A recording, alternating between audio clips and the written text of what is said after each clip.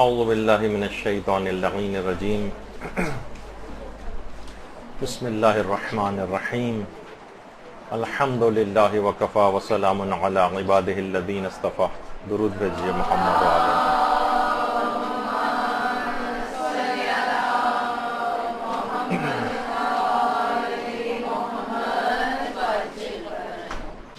یہ آخر ہر سال رمضان کا استقبال کیوں کیا جاتا ہے؟ دیکھیے، سب کو اس کے متعلق یقیناً علم ہے، اکثر لوگ اس کے مسائل سے بھی واقف ہیں. دیکھیے، علم ایک الگ چیز ہوتی ہے اور تذکر ایک الگ چیز ہوتی ہے. ضروری نہیں ہے کہ مثلا وہ چیز جو بتائی جائے وہ آپ کو پہلے سے علم میں آپ کے نہ ہو. نہیں، یاد دہانی بھی ضروری ہوتی ہے. یہ جو تلقین پڑھی جاتی ہے مردے کے لیے، کیا یہ اس کو پہلے سے عقائد حقہ پوری زندگی میں اس کا اظہار نہیں کرتا رہا ہے؟ لیکن اس کا تذکر کیا جاتا ہے تلقین میں. پیغمبر اسلام ختم مرتبت صلی اللہ علیہ وسلم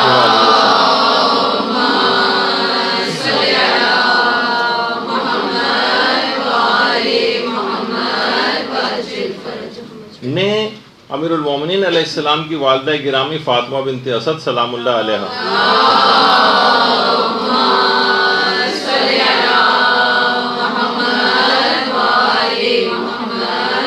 ان کی قبر کے پاس کھڑے ہو کر جو پیغمبر نے کلمات ارشاد فرمائے تھے کہ تمہارا بیٹا لا جعفر ولا عقیل، نہ عقیل نہ جعفر بلکہ تمہارا بیٹا علی ابن ابی طالب. یعنی وہ تذکر اور یاد دہانی کے طور پر کہ تمہارا امام کون ہے، تو اس کی تذکر اور یاد دہانی پیغمبر نے کرائی. یہ نہیں کہ حضرت فاطمہ بنت اسد اس عقیدے کی حامل نہیں تھی، ان کو پتہ نہیں تھا اور پیغمبر پہلی دفعہ بتا رہے تھے، جیسے کہ اکثر لوگ سمجھتے ہیں کہ اس کا اظہار کیا تو اس کا مطلب ہے اس کا اعتقاد نہیں رکھتی تھی. تو یہ تذکر ہوتا ہے، یاد دہانی ہوتی ہے. تو معلوم ہے اگرچہ کہ رمضان کی اہمیت سے بھی آپ واقف ہیں، اس کے مسائل سے بھی واقف ہیں، لیکن پھر بھی یاد دہانی ضروری ہے کہ آپ کے پاس ایک چیک لسٹ رہے کہ کہیں ایسا نہ ہو کہ اتنی اہم مہینہ آپ کے ہاتھ سے نکل جائے اور کوئی چیز ایسی رہ جائے کہ جس پر آپ عمل نہ کر سکیں.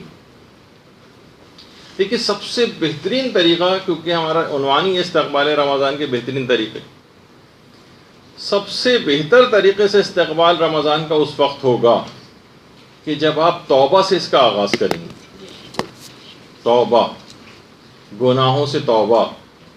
یقیناً انسان اتنا زیادہ اپنے آپ کو گناہوں کے مقابلے میں بعض اوقات کبھی اس کو ایسا لگ رہا ہوتا ہے کہ جیسے میں بس اب تو پکا جہنمی ہو گیا، گناہ مجھ سے چھوٹتے ہی نہیں ہیں. لیکن بہرحال توبہ ایک ایسی اس کو امید دلاتی ہے پروردگار کی طرف سے، ایسا ایک حسن ظن کا اس کے اوپر اثر ہوتا ہے کہ اس کو ایک امید بن جاتی ہے کہ میں بخشا جا سکتا ہوں. تو ہمیشہ سچی توبہ سے اس مہینے کا آغاز کرنا چاہیے، سچی توبہ سے. یعنی اگر آپ نے توبہ نہیں کی، پچھلے رمضان کی طرح سے اس دفعہ بھی رمضان آئے گا اور گزر جائے گا اور ہم توبہ اور استغفار کی طرف مائل نہیں ہوئے، پکا اور مصمم ارادہ نہیں کیا گناہوں کو چھوڑنے کا، تو یقین کیجئے کہ پھر رمضان کوئی خاطر خواہ آپ کو فائدہ نہیں پہنچائے گا اور ایسے ہی گزر جائے گا جیسے سابقہ سالوں میں گزرا ہے. ہمارے ایک آیت اللہ گزرے ہیں، بڑے عرفا میں ان کا شمار ہوتا تھا، آیت اللہ شیخ محمد بہاری. یہ فرماتے تھے کہ دیکھیں، اگر کوئی شخص زہر کھا لیتا ہے تو اس کا معدہ صاف کیا جاتا ہے، اسٹمک واش کیا جاتا ہے، ورنہ ہلاکت کا خطرہ بڑھ جاتا ہے. گناہ بھی زہر کی مانند ہے اور توبہ اس کا اسٹمک واش ہے. یعنی اس میں جتنی تاخیر آپ کریں گی توبہ کرنے میں، ہلاکت کا امکان اتنا ہی بڑھتا چلا جائے گا. جب یہ توبہ کو واجب فوری کہا جاتا ہے، ادھر گناہ اور ادھر توبہ ہونی چاہیے اگلے سیکنڈ میں. اسلام تو اس کا تقاضا کرتا ہے.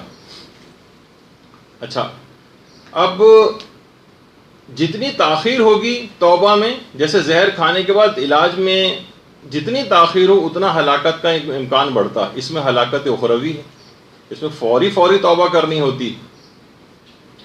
اور یہاں پر توبہ نہ کیا جائے تو روح کی موت کا امکان ہوتا ہے. ویسے موت نہیں ہے لیکن ایک روحانی طور پر انسان مردہ ہوتا چلا جاتا ہے. اچھا، کوئی بار بار گناہ کرے اور پھر توبہ کرے، گناہ کرے توبہ کرے، کھیل ٹائپ کا بنا لے. ایسے ہی جیسے کوئی زہر کھائے اور پھر اسٹمک واش کرانے جائے، پھر زہر کھائے، پھر اسٹمک واش کرانے ہسپتال جائے، تو یقیناً کچھ نہ کچھ مقدار اس کی زہر کے اندر رہ جائے گی اور پراپر علاج کے باوجود بھی اس کی موت واقع ہو سکتی ہے. تو یہی گناہوں کے ساتھ بھی ہوتا ہے کہ اگر ہم نے توبہ کو اس طرح کا کھیل بنایا کہ ٹھیک ہے گناہ کر رہے ہیں، توبہ بھی کر رہے ہیں، استغفار کی تسبیح پڑھ لی، پھر گناہ کیے، پھر توبہ کر لی، اس طرح سے ہلکے پھلکے انداز سے، تو وہ زہر اندر بڑھتا چلا جائے گا اور یہاں تک کہ پھر روحانی ہلاکت کی طرف چلا جائے گا۔ توبہ کو انسان کھیل نہ بنائے، ایسی ہی جیسے اتفاقاً کوئی چوتھی منزل سے کبھی نیچے چھلانگ لگائے اور نیچے کسی گاڑی واڑی یا گدے ودے کے اوپر گر کے اس کی جان بچ جائے تو سوچے کہ ہر دفعہ میں بچ جاؤں گا اور بار بار ایسی چھلانگیں لگاتا رہے۔ نہیں، ایسا نہیں کرنا چاہیے۔ اچھا، اب کوئی اسی طریقے سے علماء مثال دیتے ہیں کہ اگر بازار میں مثلا زہر کی دوا موجود ہے، ہمیں پتہ ہے کہ میڈیکل اسٹور میں زہر کی دوا موجود ہے، تو کتنا احمق ہوگا وہ شخص کہ وہ زہر کی دوا کیونکہ موجود ہے تو میں زہر پیتا رہوں، کیونکہ دیکھیے توفیق توبہ بھی اس سے سلب ہو جائے گی اگر وہ بار بار گناہ کرتا رہے گا۔ ہو سکتا ہے کہ اسے توفیق توبہ بھی نہ ملے، ہو سکتا ہے جب وہ مارکیٹ میں پتہ کرنے جائے تو وہ دوا دستیاب نہ ہو زہر کی، تو یہ سراسر حماقت ہے۔ تو سچی توبہ سے اس کا استقبال ہونا چاہیے رمضان کا، سچی توبہ سے، تب یہ رمضان آپ کو بھرپور فائدہ دے گا، اور یہ رمضان آپ کو عذاب آخرت سے نجات دلوائے گا، اور باقاعدہ عذاب آخرت سے نجات دلانے کا یہ اعلان کر کے جاتا ہے رمضان۔ لیکن آپ جتنی بھی سچی اور پکی توبہ کر لیں، ایک دشمن آپ کے گھر میں ایسا موجود ہے جو آپ کی اس توبہ کو کارگر ہونے نہیں دیتا، آپ کے ارادے کو مسمم ہونے نہیں دیتا۔ وہ ایک ٹی وی اسکرین کی صورت میں آپ کے پاس گھر کے اندر موجود ہے۔ یہ آپ کے تمام توبہ کے جتنے بھی آپ ارادے کرتی ہیں ان سب کو باطل کرتا ہے۔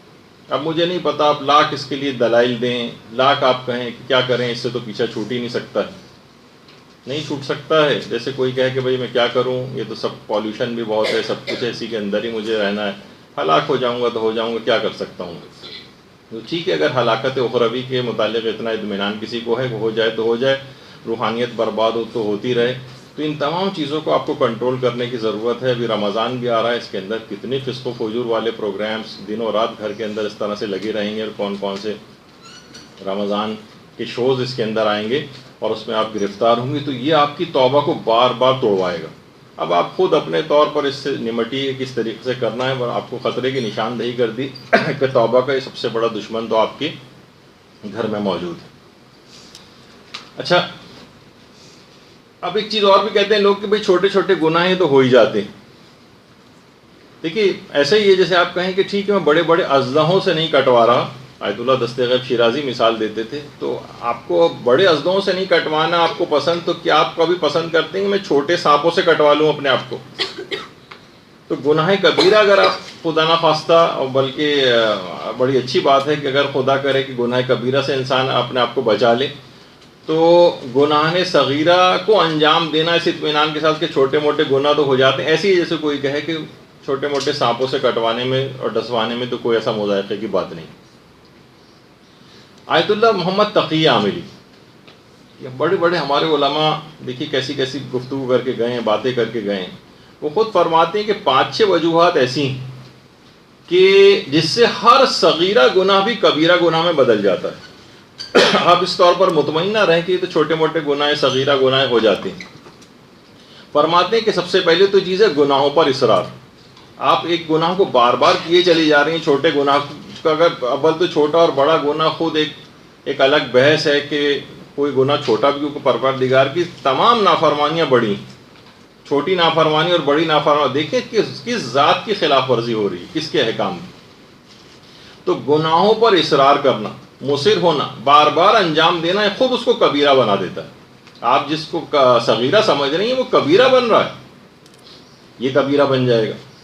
دوسرا گناہ کو چھوٹا سمجھنا، استحقار الذنب، بس حقیق سمجھنا، ارے یہ تو ہو ہی جاتا ہے، یہ خود اس کو کبیرہ بنا دیتا ہے، یہ گناہوں کو حقیر سمجھنا۔ تیسری چیز فرماتے تھے کہ گناہ کر کے خوشی محسوس کرنا، گناہ کر کے خوشی محسوس کرنا۔ عام طور پر آدمی بڑا خوش ہوتا ہے، کوئی بھی اس قسم کا خراب پروگرام اس نے ٹی وی کے اوپر دیکھا، رقص و موسیقی پروگرام دیکھے، خوشی سے اس کو محسوس ہو رہی ہے۔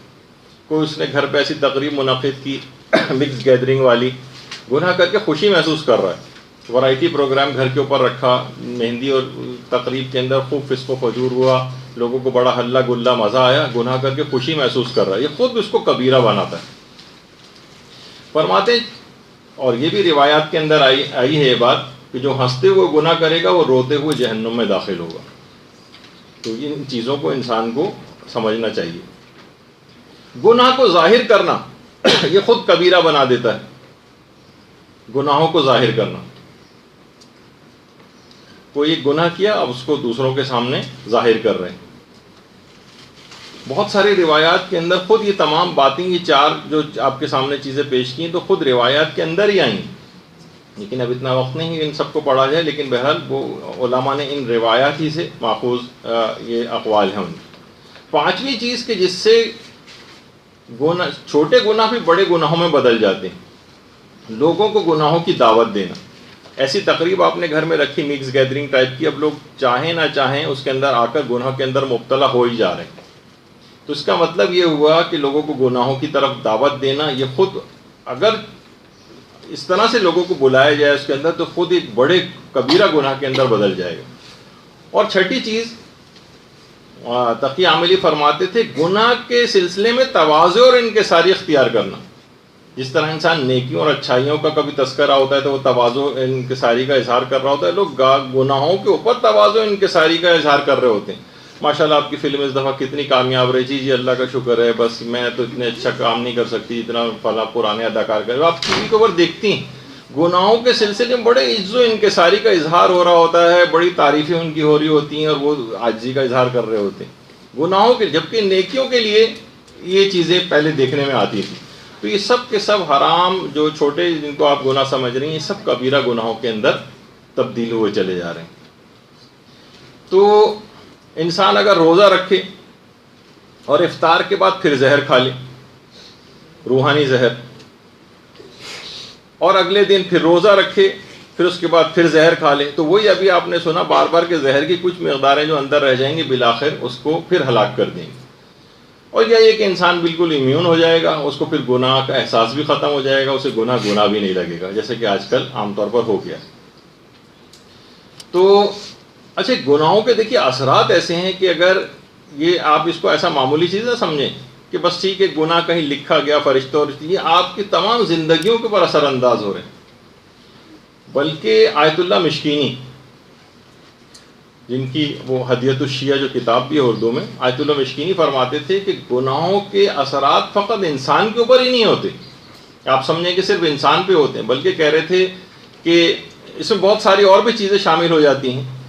مثلا اولاد کے اوپر بھی اس کے اثرات ہوتے ہیں، رشتہ داروں کے اوپر اس کے اثرات ہوتے ہیں، زراعت اور فصلوں کے اوپر اس کے اثرات ہوتے ہیں، سمندروں کے اوپر اس کے اثرات ہوتے ہیں، کس طریقے سے جو سونامی آتے ہیں، زمین کے اوپر اثرات ہوتے ہیں کہ زلزلے وغیرہ آتے ہیں۔ تو فرماتے تھے ان تمام چیزوں کے اوپر قدرتی آفات میں سے اکثر کا سبب روایات کے اندر جو گناہوں کی کثرت بتائی گئی، حتیٰ کہ فرماتے تھے گناہوں کے اتنے اثرات ہیں کہ فرشتوں تک کے اوپر اثر انداز ہوتے ہیں۔ وہ کیسے؟ وہ کہتے ہیں کہ فرشتے اس جگہ سے اتنا اثر لیتے ہیں کہ ان جگہوں سے رخصت ہونے لگتے ہیں۔ مثلا گھر کے اندر جہاں یہ فسق و فجور، حرام اور اس طرح کی سب چیزیں ہوتی ہیں، وہاں سے ملائکہ فرار اختیار کرتے ہیں، ان گھروں سے وہاں سے چھوڑ کر چلے جاتے ہیں۔ شیاطین کو اٹریکٹ کرتے ہیں گناہ، ملائکہ چھوڑ کے جاتے ہیں اور شیاطین ان کی جگہوں کے اوپر آ جاتے ہیں۔ اب سوچیں کہ گھر میں جو لڑائی جھگڑے، ہنگامے، ایک دوسرے کے خلاف باتیں، غیبتیں، فسق و فجور، یہ سب کچھ جو ہو رہا ہے گھروں کے اندر، اس کی ایک بہت بڑی وجہ یہ ہے کہ ان گناہوں کے اثرات ہیں کہ فرشتوں نے وہاں سے کوچ کر لیا ہے اور ان کی جگہ پر اس وقت شیاطین آ کر بیٹھ گئے، تو وہ ہر وقت کے وسوسے، ہر وقت کی دلوں کے اندر بدگمانیاں اور برائیاں، وہ سب پھر شیاطین پیدا کرتے ہیں۔ تو علماء فرماتے ہیں کہ لہٰذا گناہوں کے مقابلے میں شجاعت کا اظہار کرنا چاہیے۔ ہم یہ دیکھ رہے ہیں کہ ساری شجاعت ہم نے اپنے رشتہ داروں کے اوپر لگائی ہوئی، ساری شجاعت۔ دین کے لیے کوئی شجاعت نہیں ہے کہ دین کے لیے شجاعت سے کام لیں، برائیوں کے مقابلے میں شجاعت سے کام لیں۔ وہاں سے ہم یہ دیکھتے ہیں کہ سارے افراد بیک فٹ پہ چلے جاتے ہیں۔ مثلا کبھی شادی بیاہ کا کوئی مسئلہ ہوتا ہے، دیندار افراد عام طور پر دیکھنے میں آتا ہے کہ جب کسی کے یہاں شادی ہوئی وہ فوراً دب جاتے ہیں، گناہ گار حرام تقریبات منعقد کرتے ہیں، مکس گیدرنگ کرتے ہیں اور حاوی ہوتے چلے جاتے ہیں اور اپنے آگے کسی کو چلنے نہیں دیتے. گناہ گار گناہ کے لیے شجاعت اختیار کر رہا ہے، اگر اس کو شجاعت ہی کہا جائے. اور جو دیندار ہیں ہم وہ دیکھتے ہیں ساری زندگی کی مثلا باپردہ عورت ہوتی ہے، وہ شادی کی تقریب میں نامحرموں کے ساتھ بے حجاب ہو کر جانے لگتی ہے، میک اپ کر کے جانے لگتی ہے، مکس گیدرنگ کے اندر جاتی ہے. دیکھیے بہت ساری چیزیں ایسی ہیں کہ جو بغیر لڑے جھگڑے بھی، بدمزگی کیے بغیر بھی معاملات طے ہو سکتے ہیں. لیکن ہم اس تقریب کو بالکل آخری دن کے اندر بدمزگی کے لحاظ سے دیندار افراد بھی طے کر دیں گے، وہ اسی دن ہی کچھ گڑبڑ کرنی. بھائی اپنی ذہانت کو استعمال کریں کہ پہلے سے کیسے ان معاملات کو طے کریں کہ حرام کاریاں نہ ہوں. تو شجاعت دکھائیں، بات کریں. بہت ساری بلکہ دلہن کا متعلق مجھے معلوم چلا کہ اس نے بڑی شجاعت دکھائی، شرائط رکھیں کہ کوئی نامحرم وہاں پر نہیں آئے گا، میں مثلا میرا میک اپ ہوگا، اور اس نے اپنی باتوں کو منوایا. اور اس کے بعد بھی چند لوگوں نے اگر خلاف ورزی کی کوشش کی تو دلہن اٹھی اور منہ دھو کر اور چادر وادر پہن کر جو ہے بیٹھ گئی. تو اگرچہ آپ کو بہت سی اس قسم کی باتیں لگتی ہیں کہ نہیں بھائی کوئی بات نہیں، تو وہ کیا ہوتا ہے کہ دیندار افراد بھی شجاعت کا مظاہرہ کرنے کے بجائے دبتے چلے جاتے ہیں. تو کیا ہوا کہ گناہ گار اس کے مقابلے میں بڑھتے چلے جاتے ہیں. تو کوئی بھی آج کل اتنی سہولیات اور آسانیاں جبکہ ہمارے پاس موجود ہیں دین پر عمل کرنے کے لیے، لیکن تب بھی کوئی بھی شجاعت دین کے لیے دکھانے کو تیار نہیں. جبکہ صاحبان ایمان نے شدید ترین ادوار کے اندر بھی دین پر کیسا عمل کر کے دکھایا. روایات میں ملتا نہیں ہے کہ شہداء کے ساتھ جب کوفے کے بازاروں سے گزر رہے تھے تو ابن زیاد کا جو بھائی تھا، سگا بھائی، اس تک نے شجاعت کا مظاہرہ کیا تھا اور کہا تھا کہ کاش تمام آل زیاد آج ہلاک ہو جاتے مگر فاطمہ کا لال شہید نہ ہوتا. اسے معلوم تھا میرا بھائی ابن زیاد کتنا ظالم ہے، لیکن ان ظالموں کے ایسے افراد انہوں نے بھی کچھ نہ کچھ زبان کھولی ہے. اس وقت ابن زیاد کی خود بیوی نے آواز اٹھائی ہے، روایتوں کے اندر تذکرہ. یزید کی بیوی نے اس کے اوپر اعتراضات کیے تھے، اتنے مظلوم اپنے شوہر کا اتنے ظلم دیکھنے کے باوجود. خولی کی بیوی نے شجاعت کا مظاہرہ کیا تھا. اور بریر حمدانی، ان کی اپنی بیوی نہیں، بریر کے جو قاتل تھا، بریر کا قاتل جب گھر کے اندر آیا ہے تو بریر کے قاتل کی جو بیوی تھی وہ ناراض ہو کر گھر چھوڑ کر چلی گئی تھی. اس نے اتنا شجاعت کا مظاہرہ کیا تھا. یزید کا بیٹے تھا، اس نے کیا کہا تھا؟ اس نے شجاعت کا مظاہرہ کیا تھا اور کہا تھا کہ کاش میں پیدا ہی نہ ہوا ہوتا کہ بنو امیہ کی نسل سے ہونے کی میں ذلت کو برداشت کرتا. تو ان سب افراد نے جانوں کے خطروں کے باوجود آواز اٹھائی. آج ہم یہ دیکھتے ہیں کہ ہم ذرا سی بھی معمولی اور چھوٹی اور آسانی سے چھوٹ جانے والے گناہوں کے سلسلے میں بھی ذرا سا بھی جرت کا مظاہرہ نہیں کرتے، ان کو چھوڑنے کے لیے ذرا سی اپنے اوپر سختی نہیں اٹھاتے. ابھی کتنے مسلسل سوالات ہم دیکھتے ہیں کہ علماء کے پاس بھی جاتے ہیں، مدرسے کا جو پیج ہے اس کے اوپر بھی بے تحاشا اس قسم کے سوالات آتے ہیں. والدین کیا آ رہے ہیں، لڑکے اور لڑکیوں کیا آ رہے ہیں کہ بھئی جناب گرمی بہت ہے، ہم سے روزہ نہیں رکھا جاتا، ہمیں مثلا آفس جانا ہے، کسی کو یونیورسٹی جانا ہے، کسی کو کالج جانا ہے. یعنی کہ کتنے ادوار کے اندر کیسے کیسے لوگوں نے مظالم اٹھا کر دین کے اوپر عمل کیا ہے، جانیں دی ہیں، گھر بار لٹائے ہیں، اور ہم اتنے معمولی سے صرف روزہ رکھنے کو کہا جا رہا ہے، ٹھنڈوں کے اندر بیٹھے ہوئے ہیں، پنکھوں کے اندر بیٹھے ہوئے ہیں، اے سیوں کے اندر بیٹھے ہوئے ہیں، تب بھی ان سے روزہ اور رکھنا اور دین کے اوپر عمل کرنا مشکل ہو رہا ہے. تو دیکھیے گناہوں پر مصر ہونے کے ساتھ یہ رمضان فائدہ نہیں دے گا. اس کے مقابلے میں ایک جرت کا اظہار کرنا پڑے گا، مصمم ارادہ کرنا پڑے گا، پکا ارادہ کرنا پڑے گا کہ میں اب گناہ کوئی نہیں کروں گی. جب تک یہ پکا ارادہ نہیں ہے تو یقین جانی کہ رمضان کوئی خاطر خواہ آپ کو فائدہ نہیں دے گا جب تک کہ توبہ سچی توبہ نہ. آیت اللہ جواد عاملی نے ایک بڑی اچھی بات کہی ہے کہ جو بھی اپنے امام کے اوپر اعتقاد رکھتا ہے، نیک اعمال بھی کبھی کبھار چلیں اس سے ہو جاتے ہیں، لیکن جس طریقے سے امام کی اطاعت کرنی چاہیے مقام اطاعت کے اندر وہ فیل نظر آتا ہے. اعتقاد ہے، ٹھیک ہے، ہمارا اعتقاد ہے کہ ہمارے امام ہیں، لیکن وہ اپنے عمل سے امام کے قلب کو غمگین کرتا ہے. کوئی مثلا عورت ہے، وہ خود کو اپنے آپ کو کنیز زہرا کہتی ہے، لیکن بے حجابی کے ذریعے حضرت زہرا کے قلب نازنی کو مجروح کرتی ہے، ان کو زخمی کرتی ہے، ان کے دل کو غمزدہ کرتی ہے. تو فرماتے ہیں کہ یہ تمام افراد کے جو کہ بدعمالیوں کے ذریعے اور گناہوں کے ذریعے چاہے وہ ان کے اوپر اعتقاد ہی کیوں نہ رکھتے ہوں، یہ تمام افراد زہرا کے لخت جگر کے ظہور کی راہ میں رکاوٹ ڈالنے والے ہیں، آیت اللہ جواد عاملی فرماتے ہیں۔ اور ایسے افراد یہ بہت بڑے خطرے سے دوچار ہونے والے ہیں۔ وہ خطرہ کیا ہے؟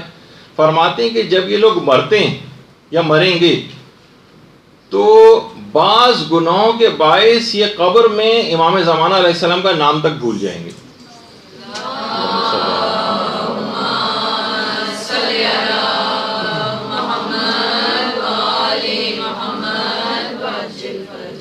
ان کی جدہ حضرت زہرا سلام اللہ علیہا کا نام بھول جائیں گے۔ اور بعض روایات میں یہ ہے کہ جب منکر و نکیر آ کر سوال کریں گے تو ایسے ہی بد عمل قسم کے افراد یہاں تک نوبت آئے گی کہ پیغمبر اسلام تک کا نام بھول جائیں گے۔ بہت بڑے خطرے سے انسان دوچار ہوتا ہے۔ اب اس رمضان سے بھی فائدہ نہیں اٹھایا اگر ہم نے گناہوں کے اندر ویسے ہی رہے اور مصمم ارادہ نہیں کیا کہ بس آج کے بعد مجھے کوئی گناہ نہیں کرنا ہے، اور کبھی کبھار ہو جائیں تو توبہ کی توفیق مل جائے گی اور سہو اور نسیان کے اندر ہو جائے، لیکن پکا اور مصمم ارادہ کرنا ہے کہ نہیں کرنا ہے۔ ہلکا پھلکا سا ارادہ ہو کہ ٹھیک ہے جب کبھی موقع آئے گا تو اتنا تو ہو ہی جاتا ہے، تو اس کا مطلب یہ ہوا کہ گناہ کا پکا ارادہ نہیں کیا آپ نے چھوڑنے کا، اور یہ رمضان اتنا فائدہ مند ثابت نہیں ہوگا۔ ورنہ کتنا بڑا خطرہ ہے کہ ان شخصیات کے نام تک انسان بھول جائے، سوال منکر و نکیر ہو رہا اور ان شخصیات کے نام اس کو یاد نہ ہو، پتہ ہی نہ ہو، ہکا پکا رہ جائے، تو پھر قبر کے اندر کیا ہوگا؟ تو دیکھیے یہی مسئلہ ہے کہ اس نفس کو رمضان کے اندر مکمل طور پر قابو کرنا ہے۔ دیکھیے خود ابلیس جو ہے نا، یہ خود نفس امارہ کا شاگرد ہے۔ بھائی ابلیس کو بھی تو کسی نے بہکایا، کس نے بہکایا؟ اس کے اپنے نفس امارہ نے اس کو بہکایا، الگ سے اس کے لیے کوئی اور ابلیس وغیرہ کا سلسلہ نہیں تھا، یہی اس کا نفس تھا۔ یعنی نفس جو ہے یہ شیطان کا بھی استاد ہے، بس اسی کو آپ کو رام کرنا ہے۔ یہ رمضان کا مہینہ اسی نفس کو رام کرنے کے سلسلے میں۔ آیت اللہ حق شناس جن کا پچھلی مرتبہ بھی تذکرہ ہوا تھا، آپ فرماتے تھے کہ آپ صرف اور صرف ترک معصیت کا ارادہ کریں، پکا ارادہ کریں، بس خدا آپ کو خود حرام کام سے بچا لے گی، خدائی مدد آئے گی۔ آپ کا کام فقط پکا ارادہ کرنا ہے، اور پکا ارادہ آپ کو خود پتہ ہے کہ پکا ارادہ کیا ہوتا ہے، کہ آپ کا یعنی آپ مصمم ہوتی ہیں کہ کوئی بھی کام دنیا میں جو آپ کر رہی ہیں ایک کمٹمنٹ ہوتا ہے، پکا ارادہ ہوتا ہے۔ کوئی لڑکی میڈیکل کالج میں پڑھ رہی ہوتی ہے، پکا ارادہ ہوتا ہے کہ میں اس کو جو ہے پورے کورس کو کمپلیٹ کروں گی۔ مثلا دنیاوی چیزوں کے لیے انسان پکے ارادے نہیں کرتا، اس طرح کا کوئی پکا اور مصمم ارادہ کرے کہ نہیں میں گناہ نہیں کروں گی، ترک اور آگے کی چیزوں کو فی الحال دماغ سے نکال دے۔ ورنہ ہوتا ہے نا کہ اندرونی طور پر ایک شکست کا سا احساس ہوتا ہے کہ پہلے بھی کتنی توبہ کی ہیں جو ٹوٹ چکی ہیں۔ نہیں، ایک دفعہ پکا ارادہ کیجیے۔ آیت اللہ حق شناس فرماتے تھے پکا ارادہ کرنے کے بعد اللہ خود آپ کو جس وقت حرام کا موقع آئے گا، ایک غیبی طاقت آپ کو اس حرام سے روک لے گی۔ آپ اپنے اوپر بھروسہ نہ کریں، پروردگار عالم پر بھروسہ کریں، اس پر بھروسہ کر کر پکا ارادہ کر لیں، تو پھر آپ دیکھیے کہ کتنا اس سے فرق پڑے گا۔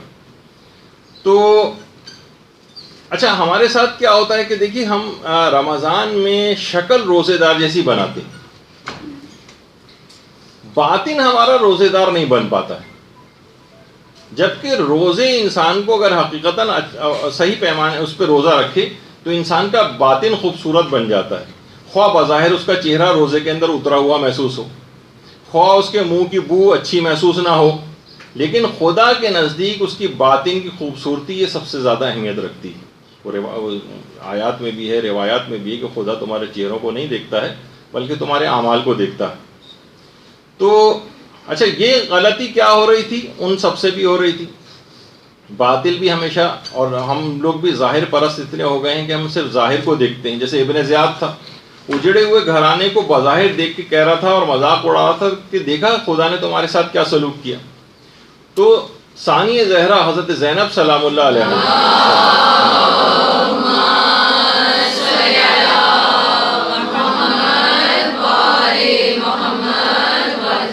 اس وقت کیا کہا تھا؟ ما رائے تو الا جمیلا، ہم نے تو سوائے پروردگار سے حسن و خوبصورتی کے علاوہ کچھ دیکھا ہی نہیں۔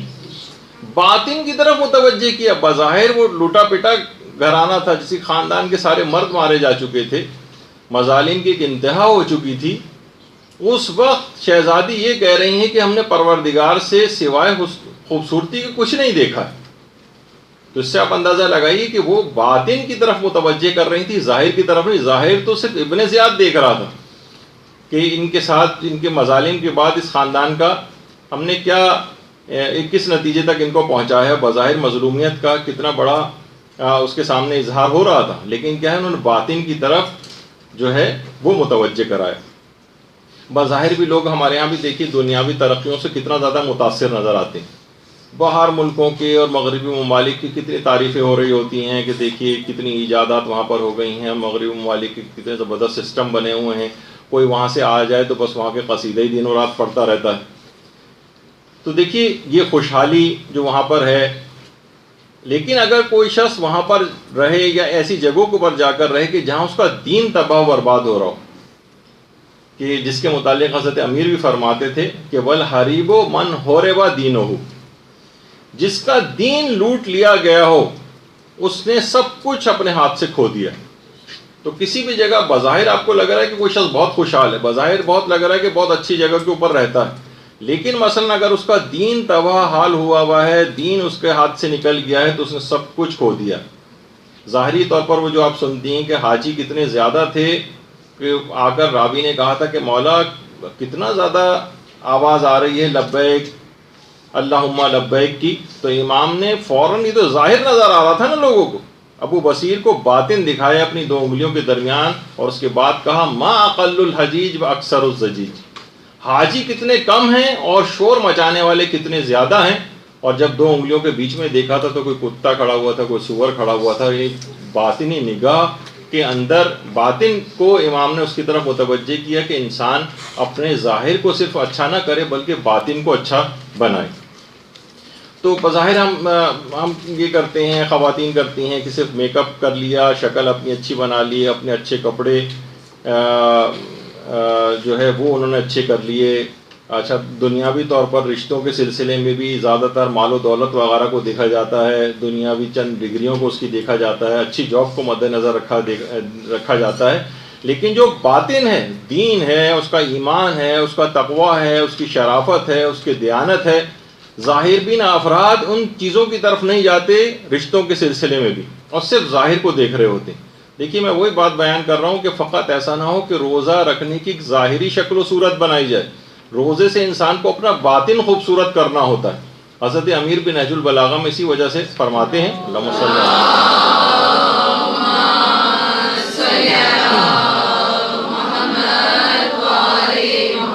اور اولیاء خدا کی تاریخ یہی بیان کر رہے ہیں کہ وہ باطن دنیا کی طرف نگاہ کرتے ہیں، وہ صرف ظاہری دنیا نہیں. ابھی جو میں نے مثال دی کہ لوگ بہت سارے ایسے فسق و فجور والی جگہوں کے اوپر یا دین خراب ہو رہا ہوتا ہے، اس کے صرف ظاہری طور پر اس کو دیکھ رہے ہوتے ہیں.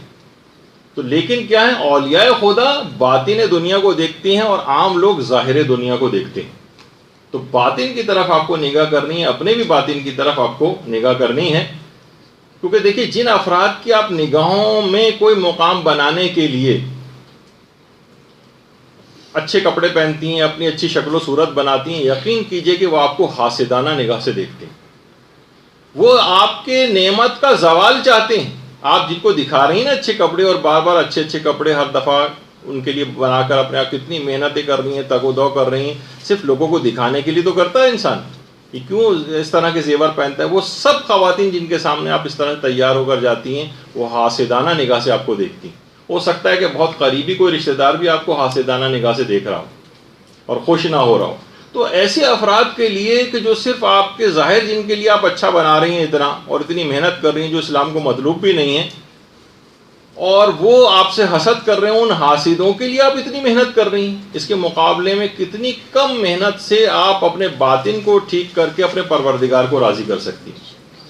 تو اس کے لیے ہلکان ہونا، ظاہر کے لیے ہلکان ہونا، یہ انتہائی حماقت ہے. انسان کو چاہیے کہ اپنے باطن کو اچھے سے اچھا بناتا چلا جائے.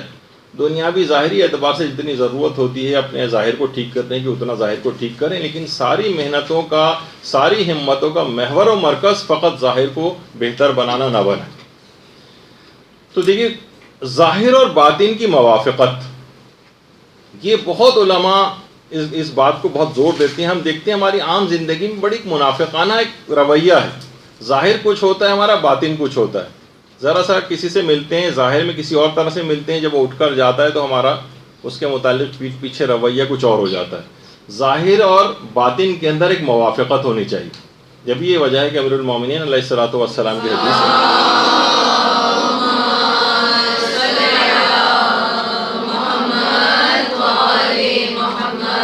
فرماتے ہیں انسان کے لیے کتنی بری بات ہے کہ اس کا باطن مریض ہو اور ظاہر خوبصورت ہو. یہ اسی کو تو دیکھیے، آپ دیکھتی ہیں وہ جو ٹپ آف دی آئس برگ جس کو کہا جاتا ہے، کہ اوپر ظاہر اگر آپ دیکھیں تو کتنا چھوٹا سا صرف ایک کونا سا اوپر نکلا ہوا ہوتا ہے، اور ایک اتنا بڑا پہاڑ اس کے جو ہے وہ نیچے ہوتا. سانپ کا آپ ظاہر دیکھیں، بظاہر کتنے کلرفل قسم کے سانپ ہوتے ہیں. بظاہر اگر اس کی خطرناکیت آپ کو ایک طرف کر دیں تو سانپوں کا رنگ، خصوصیات دیکھنے میں بڑا خوبصورت ہے سانپ، لیکن کیا ہے اس کا باطن کیسا ہے؟ ایک زہریلا ہے. تو یہی تمام چیزیں کہ ظاہر اور باطن ایک ہونا چاہیے. اور یہی وجہ ہے کہ آیت اللہ علی آقا قاضی، جن کا اکثر و بیشتر تذکرہ آتا ہے، ظاہر اخلاقیات کی لحاظ سے گفتگو ہو رہی ہوتی ہے تو زیادہ تر ہم اخلاقیات کے ماہر علماء کو کوٹ کرتے ہیں. فقہی مسائل کی گفتگو ہوتی ہے تو زیادہ تر مجتہدین کی فتاوے اور ان کی باتیں آتی ہیں. تو فرماتے تھے کہ اس حد تک تاکید کرتے تھے ظاہر اور باطن کی موافقت کی، کہ کہتے تھے کوئی درجہ انسان حاصل ہی نہیں کر سکتا جب تک کہ اس کا ظاہر اور باطن ایک جیسا نہ ہو جائے. یہ اپنے آپ کو واقعی اس رمضان کے اندر یہ کوالٹی پیدا کرنے کی کوشش کرنی چاہیے ہم سب کو، کہ ظاہر اور باطن ایک ہی ہو جائے. ایسا نہ ہو کہ پیچھے کچھ ہو رہے ہیں ہم کسی کے، سامنے کچھ اور ہو رہے ہیں.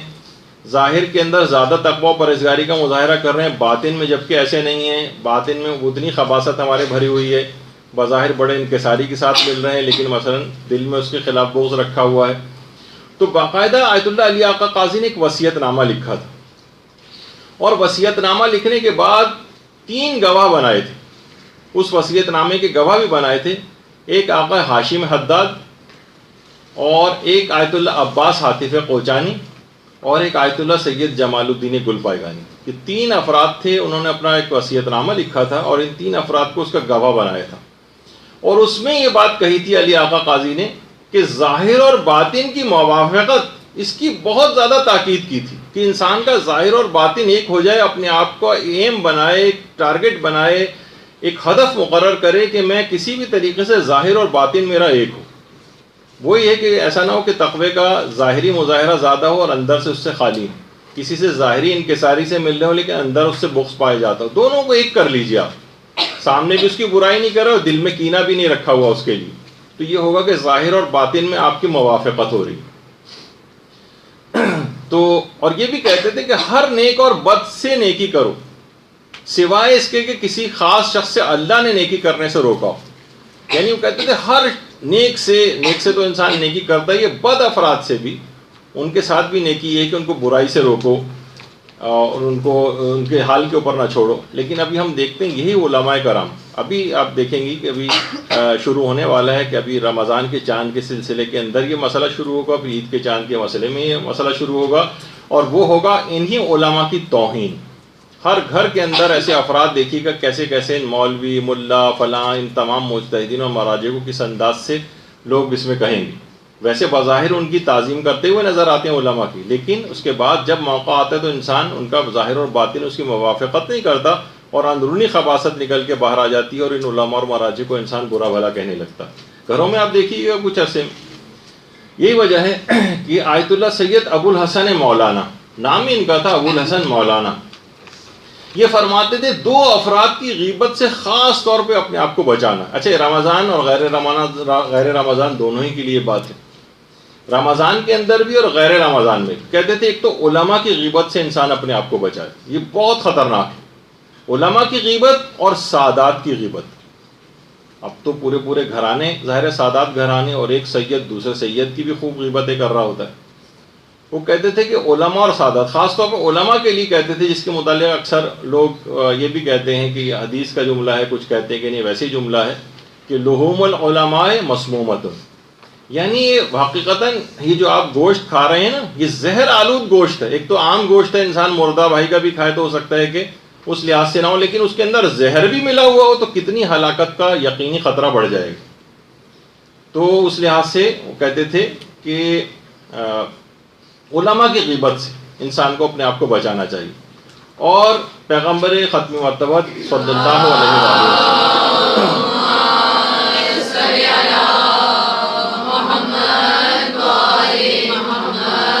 پیغمبر فرماتے تھے کہ جو شخص بھی فقیہ کا اکرام کرے گا، فقیہ کا، جس کے ہمارے سب سے زیادہ ان کی مذمتیں بھی شروع ہونے والی ہیں، وہ اس حالت میں اپنے پروردگار سے ملاقات کرے گا کہ اس کا پروردگار اس سے راضی و خوشنود ہوگا۔ یعنی اگر ایک فقیہ کی صرف عزت اکرام اس نے کیا، اور جو شخص بھی کسی فقیہ کی توہین کرے گا، خدا اس حالت میں اس سے ملاقات کرے گا کہ خدا اس سے ناراض ہوگا۔ سوچیے کہ خدا اگر کسی سے ناراض ہو اور وہی آسرا ہو، اور خدا سے ملاقات آخرت، جس سے مراد ہے کہ عالم آخرت میں قیامت کے روز جس سے خدا ناراض ہو جائے، اس کا جہنم میں جانے کے علاوہ کیا اس کے پاس راستہ بچتا ہے؟ تو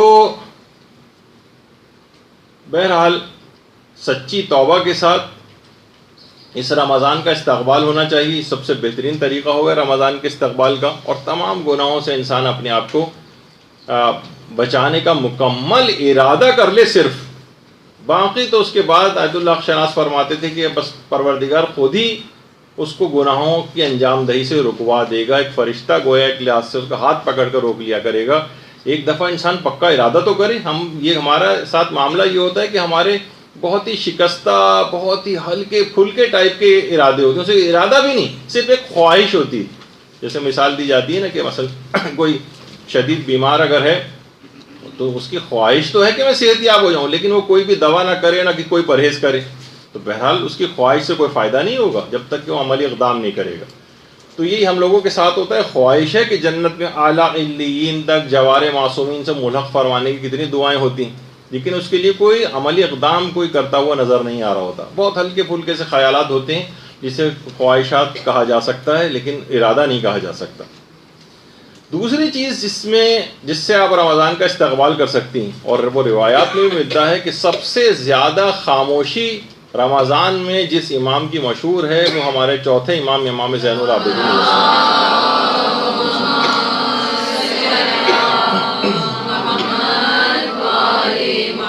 کہ سوائے دعاؤں کے، اذکار کے، تلاوت قرآن کے اور امر بالمعروف اور نہی عن المنکر کے امام کی زبان پر کوئی اور بات دنیاوی آتی نہیں تھی۔ اتنا اپنے آپ کو اس کے اندر مصروف رکھتے تھے۔ تو اس رمضان کے استقبال کا ایک پورا مصمم بہترین، اگر آپ کو اس کا استقبال کرنا ہے تو مصمم ارادہ کیجئے کہ فضول گوئی سے اپنے آپ کو بچائیں گے۔ فضول گوئی کے اندر تمام حرام چیزیں بھی آتی ہیں اور فضول بیکار چیزیں بھی آتی ہیں۔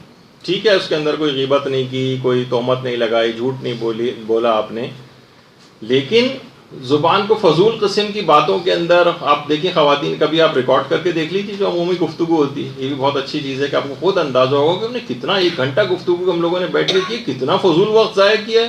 کوئی ایک کام کی بات اس میں نہیں کی، بلکہ حرام سے بھی گفتگو پوری بھری، کہیں کسی کا مذاق اڑا دیا، کہیں کسی کی غیبت کر دی، کہیں کسی کی چغلی کر دی، کسی کا راز فاش کر دیا، کتنی ایسی چیزیں ہیں۔ یہی وجہ ہے کہ آیت اللہ کوہستانی خرافہ میں سے گزرے ہیں، انہوں نے تو باقاعدہ اپنے مدرسے میں ایک جملہ لکھ کر لگایا تھا کہ میں فضول اور بیہودہ گفتگو کو لقمہ حرام سے کمتر نہیں سمجھتا۔ فضول گفتگو، ابھی کوئی بہت بڑے حرام والی گفتگو بھی مراد نہیں، یہ فضول اور بیہودہ قسم کی عام طور پہ جو گفتگو ہو رہی ہوتی، کہہ رہے ہیں بالکل لقمہ حرام کی طرح کے اثرات یہ رکھتی ہے۔ بلکہ کسی جگہ میں پڑھ رہا تھا، دیکھیے ایک تو آیت اللہ بہجت کے حوالے سے بہت ساری باتیں ایسی مشہور ہیں کہ وہ کبھی پیش نہیں آئیں، ان کے نام سے منسوب کر دی گئی ہیں۔ خود ان کی اپنی زندگی میں آیت اللہ بہجت کے لیے بہت ساری ایسی باتیں کہی جاتی تھیں کہ جن سے ان کے گھر والے لا علم ہوتے تھے، خود آیت اللہ بہجت لا علم ہوتے تھے کہ یہ ہم نے سنا ہے کہ آپ نے ایسا کہا ہے، کہنے نہیں میں نے تو ایسا کچھ نہیں کہا، ہم نے ایسا سنا ہے کہ وہ آپ بے ہوش ہو گئے تھے اور فجر کے وقت، اور وہ آپ نے اس وقت کہا تھا کہ وہ عورت جو امام زمانہ کو شہید کرے گی وہ پیدا ہو چکی ہے۔ باقاعدہ علماء کہتے ہیں ہم نے خود جا کے آیت اللہ بہجت، اتنی بات مشہور ہوئی کہ علماء کو جا کے آیت اللہ بہجت سے پوچھنی پڑی. آیت اللہ بہجت خود پریشان ہوگا کہ یہ تم کبھی واقعہ پیش ہی نہیں آیا، میرے نام سے کیسے مشہور ہوا. تو بہرحال اس میں اوتھینٹسٹی وغیرہ بھی دیکھی جائے گی، لیکن میں اس لحاظ سے آپ کو بتا رہا ہوں کہ صاحب تھے جن کے متعلق بڑے قریبی تھے آیت اللہ بہجت کے، انہوں نے خود اپنی جو بہت سارے آیت اللہ بہجت کی نجی زندگی کے متعلق باتیں جو ہیں وہ لکھی ہیں. اس کے اندر یہ کہ انہوں نے کہا کہ آیت اللہ بہجت کے ایک بہت ہی عرفانیت کے بہت پرانے ہمدرس، وہ خود بڑے عارف تھے، ان کی بہت عرصے بعد 25-30 سال بعد آیت اللہ بہجت سے ملاقات ہونی تھی. تو ان نے پورا انتظام کر رکھا تھا کہ باقاعدہ جب یہ ظاہر پرانے دوست ملیں گے تو کیسی کیسی باتیں دونوں آپس میں کریں گے. ہم نے کیمرے بھی لگا دیے وہاں پہ، آڈیو سسٹم بھی ریکارڈنگ کے لگا دیے کہ یہ دونوں بیٹھ کے باتیں کریں گے تو ان کی باتیں کتنی زبردست ہوں گی. ہم ریکارڈ کرتے ہیں. کہہ رہے ہیں دونوں آ کر ایک دوسرے سے گلے ملے اور بیٹھے، اور آدھا گھنٹہ گزر گیا، دونوں نے ایک لفظ بھی بات نہیں کی ایک دوسرے سے. آدھے گھنٹے تک بیٹھے رہے اور اس کے بعد اٹھ کر چلے گئے. انہوں نے کہا آغا کوئی بات چیت ہی نہیں ہوئی. آیت اللہ بہجت نے کہا کہ ساری باتیں ہو گئی. اب کس اعتبار سے انہوں نے کس طرح سے، یعنی اپنی زبان کو بھی ہلائے بغیر. یہ تو میں نے ایک ایسی مثال دی، عام طور پہ ہوتا ہے نا کہ ہمارے ہاں تو وہ والی مثال ہے کہ وہ کسی جگہ لطیفے میں پڑھ رہا تھا کہ خاتون خانہ بیوی شوہر کے پاس آ کے کہنے لگی ہماری شادی کی سالگرہ آ رہی ہے، ہمیں کیا کرنا چاہیے؟ تو انہوں نے کہا یہ کرنا چاہیے کہ اس عظیم سانحے کی یاد میں 10 منٹ کی خاموشی اختیار کرنی چاہیے. تو یہاں تو اس قسم کی خاموشی کی ہم لوگ جو بات کر رہے ہوتے ہیں، خاموشی سے مراد فضولیات اور بیہودہ گفتگو سے انسان اپنے آپ کو بچائے. تو عام باتوں کے اندر بھی اتنی بعض اوقات احتیاط ہم علماء میں دیکھتے ہیں کہ ایسا نہیں کہ بس آپس میں بیٹھے ہوئے ادھر ادھر کے قصے کہانیاں انہوں نے کر رکھے ہیں، اور جس طرح ہم آپس میں گفتگو کر رہے ہوتے ہیں تو اپنی زبان کو فضول باتوں بیہودہ باتوں سے بھی اپنے آپ کو بچاتے ہیں اور فضول گوئی سے بھی اپنے آپ کو بچاتے ہیں. تو دوسری چیز اس میں خاص طور پہ دیکھیے کہ زیادہ تر اپنی زبان کو استقبال کا بہترین استقبال شمار ہوگا رمضان کا، کہ اس دوران اگر آپ اپنی زبان کو فضول باتوں سے بالکل ایک طرف کر لیں اور سوائے اذکار کے، سوائے دعاؤں کے، سوائے ذکر الہی کے، سوائے تلاوت قرآن کے چوتھے امام کی سیرت پہ پوری عمل کرنے کی کوشش کریں تو بہترین استقبال رمضان کا آپ کا ہو. تیسری چیز یہ ہے، جو بھی آپ نے آیت اللہ بہجت کی بات سنی، اس کے بعد ایک اور علماء کہتے ہیں مال حرام سے پرہیز. مال حرام سے، اس میں خاص طور پر انسان یہ دیکھے تو علماء یہ فرماتے ہیں کہ زہر تو انسان کے جسم کو ہلاک کرتا ہے، لیکن مال حرام روح کو ہلاک کر دیتی. مال حرام انسان کی روح کو ہلاک کر دیتا ہے. یہ خود ایک بہت بڑی وجہ ہے کہ ہماری جو توبہ نہیں ہو پاتی ہے صحیح طریقے سے، اور ہم لوگ بڑے پریشان ہوتے ہیں کہ ہم ادھر توبہ کرتے ہیں ادھر ٹوٹ جاتی ہے. اس کی ایک بہت بڑی وجہ ہے کہ مختلف ذرائع سے حرام مال ہمارے جسموں میں پہنچا ہوا ہوتا ہے. کبھی مثلا خمس نہ نکلا ہوا مال ہم استعمال کر رہے ہوتے ہیں، کبھی کسی دوسرے کا حق استعمال کر رہے ہوتے ہیں، کبھی ملازمت اور کاروبار کے اندر کچھ ایسے حرام ہوتے ہیں کہ ہمارے اس میں غذا کے اندر اور مال کے اندر حرام چلا جاتا ہے. کئی ایسی اسکیموں کے اندر پیسہ لگایا ہوا ہے. بہت ساری اس طرح کے حقوق لوگوں کے ہیں. میراث کی غلطیاں ہیں، اسی مکان کے اندر رہ رہے ہیں، کسی کو اس کا حق نہیں دیا ہوا، میراث صحیح تقسیم نہیں کی ہوئی. بہت سارے ایسے مسئلے ہوتے ہیں جس کی وجہ سے ہم گناہوں کی طرف بڑے آرام سے کھنچ جاتے ہیں اور نیکیوں سے کٹے ہوئے رہتے ہیں. تو جبکہ آیت اللہ سید حسن علی نخودکی اصفہانی، یہ بھی امام خمینی کے عرفانیات کے، امام خمینی ان سے دستور العمل لینے کے لیے جاتے تھے. یہ خود فرماتے تھے کہ 2 چیزیں ایسی ہیں جو آپ کے تمام کاموں کو صحیح کر سکتی ہیں. 2 چیزیں، اور آپ کی ساری پریشانیاں بھی ٹھیک کر سکتی ہیں. وہ فرماتے تھے ایک تو غذائے حلال ہے، یعنی حلال غذا انسان اگر اس کا اہتمام کر لے، اور دوسرا نمازوں میں خشوع و خضوع اور نمازوں کی اصلاح کر لے. یہ 2 کام ایسے ہیں کہ اگر یہ کسی نے صرف ان 2 کاموں کو بھی کر لیا، اس کے تمام دنیاوی اور اخروی تمام کاموں کی اصلاح ہو جائے گی اور اس کی ساری پریشانیاں دور ہو جائیں گی صرف ان 2 چیزوں کی وجہ سے.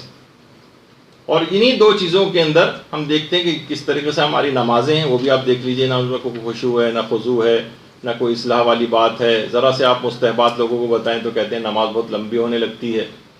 اور آپ دیکھیں کس طریقے سے لوگ منٹوں اور سیکنڈز کے اندر نمازوں کو ختم کر کے، کیونکہ اس کی اہمیت ہی سے واقف نہیں ہے، تو نہ نمازوں کی اپنی اصلاح کی ہے، نہ اس میں کوئی خشوع و خضوع اور توجہ سے کام لیا ہے، اور نہ ہی اپنے آپ کو مال حرام سے بچایا. یہ ہماری بہت ساری وجوہات ہیں مشکلات اور پریشانیوں کی. وہ فرماتے یہ دو چیزیں اگر ٹھیک کر لیں آپ سارے کام ٹھیک ہو جائیں گے, ساری پریشانیاں دور ہو جائیں گی. غذائے حلال, اس کا اتنا وقت نہیں ہے, ہر دفعہ اس کا ایک سرسری سے ذکر آتا ہے, لیکن عمومی زندگی میں اس حرام اموال کی انسان کو خود دیکھنا چاہیے کہ میں کہاں اس کے اندر مبتلا ہو رہا ہوں.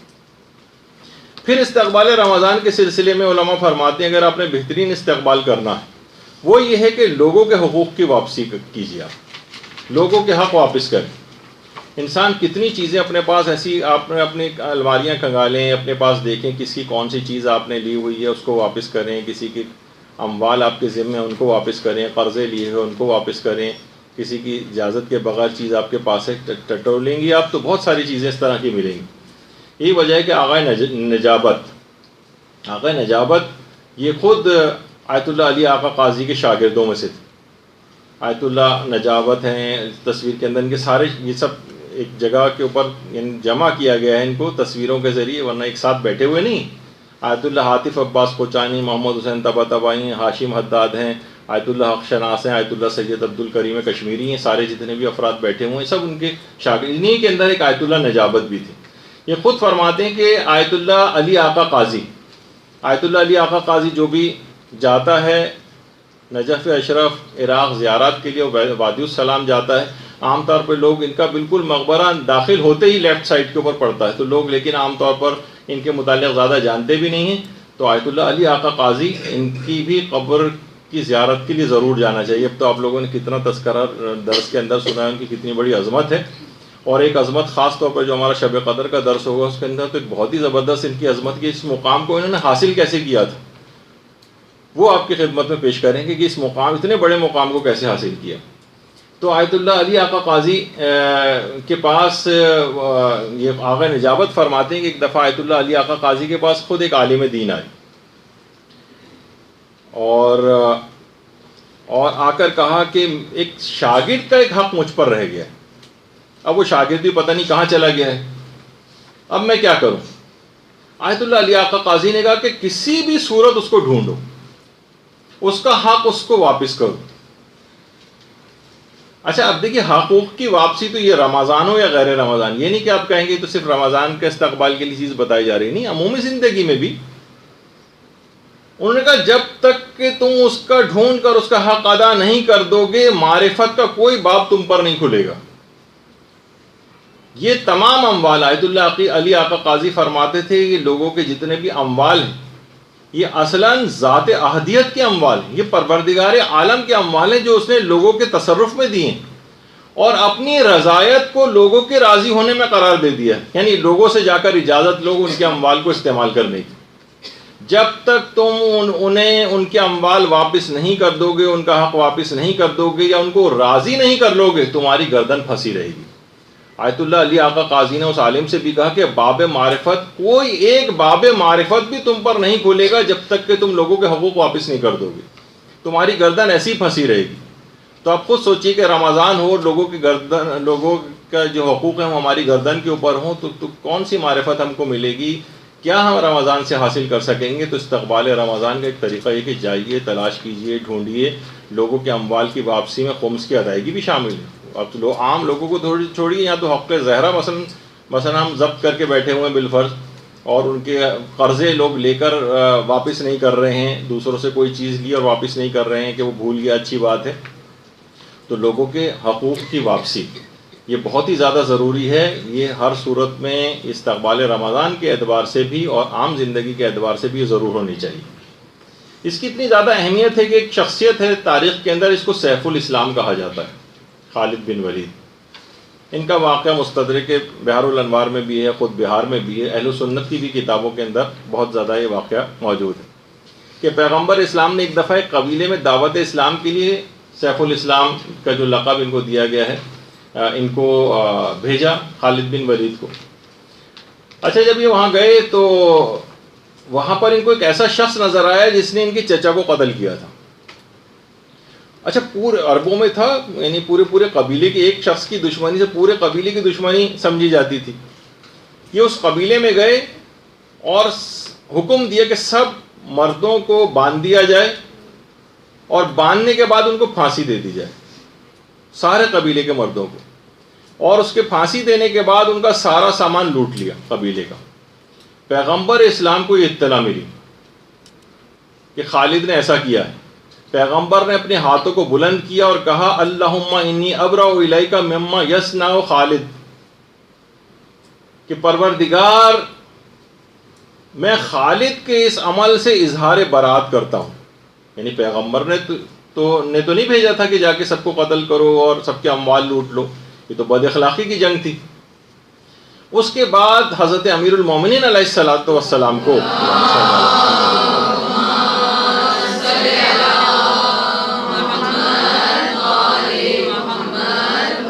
پیغمبر اسلام نے حضرت امیر کو بھیجا کہ تم جاؤ اور قبیلے والوں کو ہر ممکن طریقے سے راضی کرو۔ ایک ایک شخص کا امیر المومنین گئے اور ایک ایک شخص کا خون بہا ادا کیا، حتیٰ کہ اگر کسی شخص کا اس دوران کوئی پیالہ بھی ٹوٹا تھا تو اس تک کا ضمان اور اس کی کمپنسیشن حضرت امیر نے ادا کی۔ غمگین عورتوں اور بچوں کو اس حد تک نوازا، ان کی دیات سے بڑھ کر ان کو رقوم دیں کہ تاکہ ان کے دل کا ملال زائل ہو جائے، سب کو راضی کیا، اور پھر حضرت امیر واپس آئے۔ پیغمبر اسلام نے حضرت امیر المومنین کا شکریہ ادا کیا کہ اے علی خدا آپ سے راضی ہو کہ آپ نے لوگوں کو مجھ سے راضی کیا اور خالد کے اس فعل سے لوگوں کو دین سے دور ہونے سے بچا لیا۔ درود بھیجیے محمد۔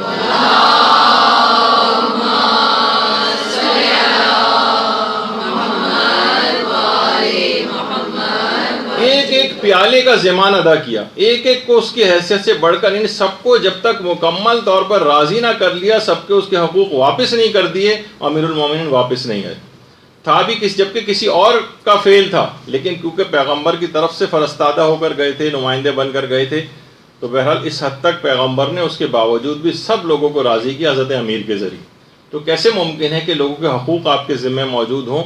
تو وہی ان کا جملہ علی آقا قاضی کا کہ ابواب معرفت کھل نہیں پائیں گے۔ اور یہی وجہ ہے کہ آیت اللہ کوہستانی یہ جملہ بھی کہتے تھے، اور بڑی اہم بات تھی۔ وہ فرماتے تھے کہ اگر شب عید فطر آ جائے، ایک مہینے بعد آ جائے گی، اور کسی کا کوئی حق، کوئی ظلم آپ کی گردن پہ باقی نہ ہو، یعنی آپ نے سب لوگوں کے حقوق اتار دیے، تو آپ سمجھ جائیں کہ آپ لازمی طور پر بخشے گئے۔ آیت اللہ کوہستانی فرماتے تھے اگر شب عید فطر کسی کا کوئی حق باقی نہیں رہا، ہم دیکھتے ہیں کہ اسی رات کتنے لوگ ہیں جو 6 مہینے بعد تک فطرے لالا کے دیتے رہتے ہیں۔ غریب کا حق تھا، یا تو اس دن نماز عید پڑھنے سے پہلے یا بعد میں، یا جو نماز عید نہیں پڑھ رہا تو کم سے کم ظہر کی نماز سے پہلے اس کو فطرہ پہنچا دینا چاہیے تھا۔ یہ تو میں صرف فطرے کی مثال دی کیونکہ اس سے متعلق ہی ہے، ورنہ لوگوں کے جتنے بھی اس طرح کی چیزیں وہ ساری واپس کیجیے۔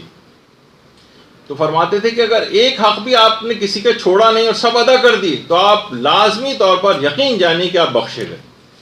یہ اتنی اہم چیز ہے، اس وجہ سے اس کا استقبال رمضان کے اعتبار سے ان تمام چیزوں کی ابھی سے کیلکولیشن کرنی ہے۔ بس ایک آدھ روز ہی رہ گیا آپ کے پاس، اس میں جا کر دیکھیے تو یہ بہترین رمضان پھر آپ کا شمار ہوگا۔ اچھا، اب دیکھیے ایک اور چیز کہ فقہ، یہ سب اخلاقیات کی چیزیں اور فقہی مسائل بھی اس کے اندر انوالو ہوتے ہیں، یہ سیکھنا سب اشخاص کی ذمہ داری، اور طالبات ہونے کے لحاظ سے آپ لوگوں کی اور زیادہ ذمہ داری۔ تو خاص طور پر فقہی مسائل تو پھر بھی آپ کو توضیح المسائل اور اس کے اندر مل جاتے ہیں، لیکن اخلاقیات کے اعتبار سے جس کتاب کو علماء ریکمینڈ کرتے ہیں وہ ملا احمد نراقی، ان کی کتاب ہے معراج السعادہ، عروج السعادہ کے نام سے، جس کا اردو ترجمہ بھی ہو چکا ہے۔ اگرچہ تھوڑا سا اس کے اردو ترجمے میں اردو ذرا ڈیفیکلٹ ہے، مشکل ہے، لیکن بہرحال اتنی اعلیٰ کتاب ہے کہ واقعی آپ پڑھ کر کسی اور فضا میں اپنے آپ کو محسوس کرتے ہیں۔ لیکن کتاب مل جاتی ہے، تھوڑی سی کوشش کر کے پڑھی جا سکتی ہے، ملا احمد نراقی کی عروج السعادہ کے نام سے۔ دیکھیے طالب علموں کو کہتے تھے خاص طور پر اس کتاب کو اخلاقیات کے لحاظ سے ضرور پڑھنا چاہیے۔ خود فرماتے تھے یہ جو ہمارے سر پہ عمامہ ہے، علماء کہتے ہیں اگرچہ دیکھا جائے تو یہ کپڑے سے زیادہ نہیں اس کی حیثیت، اور کوئی خاص وزن بھی نہیں ہوتا، مگر ذمہ داری کے اعتبار سے یہ تھوڑا سا عمامے کا کپڑا کوہ احد سے زیادہ سنگین اور بھاری ہے ہمارے لیے۔ تو دیکھیے اس میں فقط یہ نہیں ہوتا کہ آپ صرف علم اپنا بڑھاتے چلیے، مدرسے آ رہے ہیں، کچھ نہ کچھ باتیں کان میں پڑھ رہی ہیں، علم بڑھ رہا ہے، نہیں، اب علم کے ساتھ عمل بہت ضروری، ورنہ فرماتے ہیں کہ دیکھیے اگر عمل ہاتھ ہٹا دیں تو شیطان سے بڑھ کر کون عالم ہوگا، لیکن کیا ہے کہ اپنے علم کے اوپر عمل نہیں کرتا ہے، نافرمانی ہے خدا کے ساتھ، اگر کتنا بھی علم حاصل ہو جائے وہ فائدہ مند نہیں۔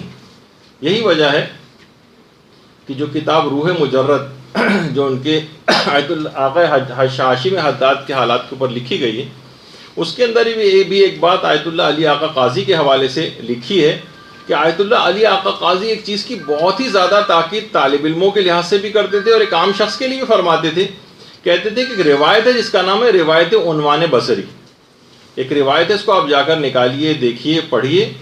فرماتے تھے کہ عنوان بصری کی روایت جو کہ امام سے مروی ہے، کہتے تھے کہ اسے ہر شخص کو اپنی جیب میں اور پرس میں رکھنا چاہیے اور ہفتے میں 1 یا 2 مرتبہ نکال کر اسے پڑھنا چاہیے۔ کہتے تھے کہ اتنی اہم ہے کہ اس کو کسی کتاب کے اندر نہ رکھیں، بلکہ اس کو 1.5 صفحے کی حدیث ہے، اس کو جو ہے اپنے پاس جیب کے اندر رکھنا چاہیے کہ نکال کے ایک ہفتے میں 1 یا 2 مرتبہ اس کو نکال کر ضرور پڑھیں۔ عنوان بصری کی پورے ایک روایت ہے کہ وہ امام مالک کے پاس بھی جاتے تھے اور امام کے پاس بھی آتے تھے، تو امام بہرحال اس لحاظ سے ان سے خوش نہیں تھے اور ناراض تھے، اور ملنے کے وقت دینے کے باوجود بھی امام نے وقت نہیں دیا، یہاں تک کہ بہت کوشش کے بعد عنوان بصری نے جو ہے وہ وقت لیا، اور اس کے بعد امام ان کے پاس اپنے گھر سے باہر نکلے، بلکہ اپنے گھر میں اندر ہی بلایا، اور اس کے بعد امام نے ان کو یہ ایک دستور العمل دیا، ایک لحاظ سے عنوان بصری کو ایک دستور العمل دیا۔ تو اس کو واقعتاً کسی بھی شخص کو اپنے حالات کو بہتر بنانا ہے، اپنے نفس کو بہتر بنانا ہے، تو اس کے مندرجات پہ آج بات کرنے کا وقت نہیں ہے، ورنہ واقعتاً پوری اگر آپ حدیث پڑھیں تو اتنا زبردست امام نے ان کو لائے عمل بتایا ہے، اور اس کے بعد اپنی گفتگو کا سلسلہ کاٹا اور کہا کہ مجھے عبادت سے حائل مت کرو، مجھے عبادت خدا انجام دینی، کہ امام اس کے پاس سے چلے گئے۔ تو بہرحال ایک پوری حدیث ہے، تو انسان کو چاہیے کہ اپنے نفس کو کس طریقے سے وہ امام نے کیا طریقے دستور العمل کے طور پر بتائیں، کن چیزوں کو اختیار کرے، کن باتوں کا خیال کرے، تو اس روایت کو بھی خاص طور پہ کہیں سے آپ نکالیے، اتنا وقت نہیں ہے ورنہ آپ کو اس کا فوٹو کاپی بھی کروا کر دے دی جاتی ہے، ورنہ کتابوں کے اندر بہرحال مل جاتی ہے، آپ دیکھیے گا اس کو۔ اس کے علاوہ ایک اور چیز ہے اصلاح نفس کے اعتبار سے، وہ آیت اللہ علی شاہ آبادی جو کہ امام خمینی کے بھی عرفانیت کے استاد تھے، یہ فرماتے تھے کہ سورہ حشر کی آخری آیت کے اوپر مداومت، آخری آیت کے اوپر مداومت، سورہ حشر کی نہیں، آخری آیت نہیں، جو یہ والی جو آیت ہے وَلِتَنْظُرُ نَفْسٌ مَا قَدَّمْتُ لِغَدٍ، کہ انسان یہ دیکھے کہ اس نے اپنے آگے کے لیے کیا چیز بھیجی، اس کا بار بار اس کی اگر کوئی شخص تلاوت کرتا رہے تو کہتے تھے اس آیت کو جتنی زیادہ دفعہ اس کی تکرار کرے گا اس کا نفس کی اتنی زیادہ اصلاح ہوتی چلی جائے گی۔ دیکھیے رمضان ہم استقبال کر رہے ہیں نا، اور اپنے نفس کی اصلاحی کے لیے کر رہے ہیں، تو کچھ چیزیں ایسی ہیں جو آپ کو اس دوران سیکھنی، تو فرماتے تھے کہ اس آیت کا حد بار بار استحضار کرنا، آپ اس کو زبانی طور پر یاد بھی کر لیں اور بار بار اس کو پڑھیں، اس کا ترجمہ دماغ میں رکھیں کہ انسان کو یاد ہو کہ واقعی مجھے یہ دیکھنا ہے کہ آخرت میں میں نے اپنے کیا آگے منتقل کیا ہے، تو اس کو ہوگا کہ اچھا میں زیادہ سے زیادہ چیزیں عالم آخرت کے اپنے اس گھر کے اندر منتقل کروں جہاں مجھ کو ہمیشہ رہنا ہے، اس عالم آخرت کو انسان یاد رکھے۔ تو کہتے تھے ایک تو یہ ہے، اس کو بہت زیادہ، اور علماء ایک اور چیز اصلاح نفس کے لیے بڑی مجرب خیال کرتے ہیں اس کو، لیکن عام طور پر لوگ کیونکہ نماز فجر کو دیر سے اٹھتے ہیں، اور وہ جو بہت ہی مختصر سا ایک عمل ہے جس کو اذان فجر سے پہلے کیا جاتا ہے، وہ ہے حضرت زہرا سلام اللہ علیہا پر صلوات بھیجنا۔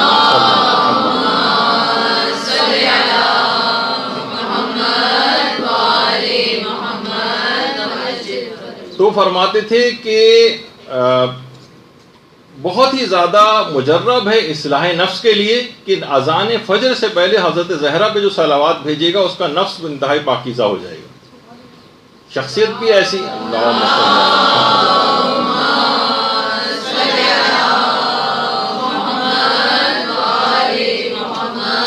اب خواہ طالب علم ہو، غیر طالب علم ہو، کوئی مومن ایسا ہو ہی نہیں سکتا کہ جو طلب علم کی جس کے اندر خواہش ہے، اس لحاظ سے سارے ہی طالب علم ہیں، تو بہرحال تہذیب نفس سب کے اوپر لازم ہے، ان طریقہ کار پر سب کو عمل کرنے کی ضرورت ہے۔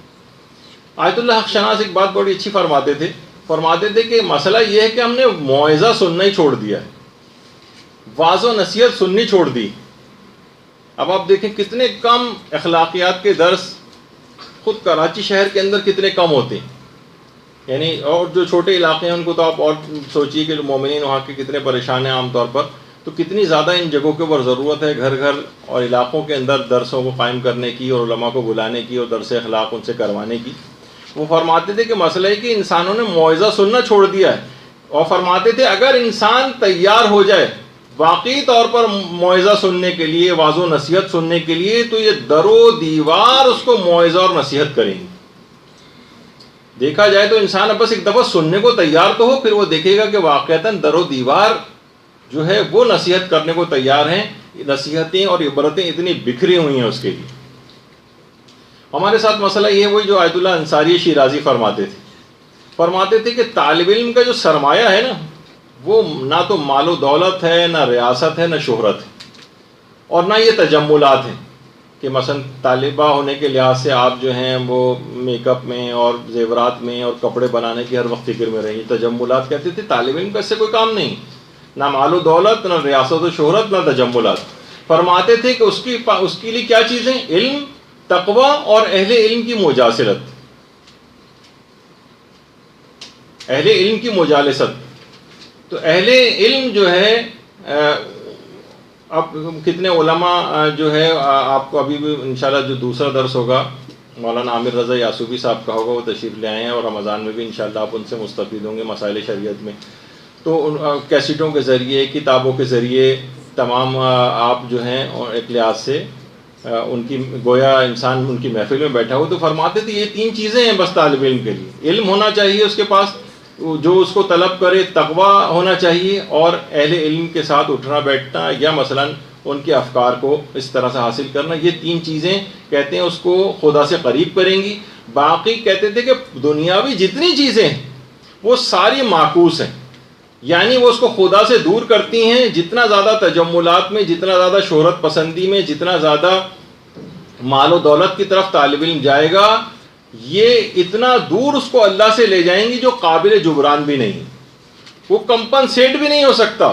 طالب علم اگر اس چکر میں پڑ گیا تو اس کو کمپنسیٹ کرنے کی کوئی چیز نہیں ہے کہ جو کہ اس کمی کو دور کر سکے جو اس طالب علم کے اندر آ جائے گی، جو ان تجملات کے اندر پڑ گیا، جو مال و دولت کے چکر میں پڑ گیا، جو ریاست و شہرت کے چکر میں پڑ گیا، اتنا دور اللہ سے اس کو لے جائیں گی۔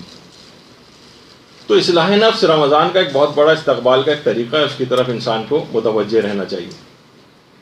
اور دیکھیے تبلیغ عملی، عمل کے ذریعے تبلیغ کرنا، طالب علم یا کوئی بھی مومن جب تک اپنے عمل سے تبلیغ، ہم لوگ ہمارے ساتھ مسئلہ کیسے زبان سے تبلیغ کرتے ہیں، اس کا تقاضا دیکھیے عمل سے تبلیغ کرنے کا رسول اللہ تک سے کیا گیا۔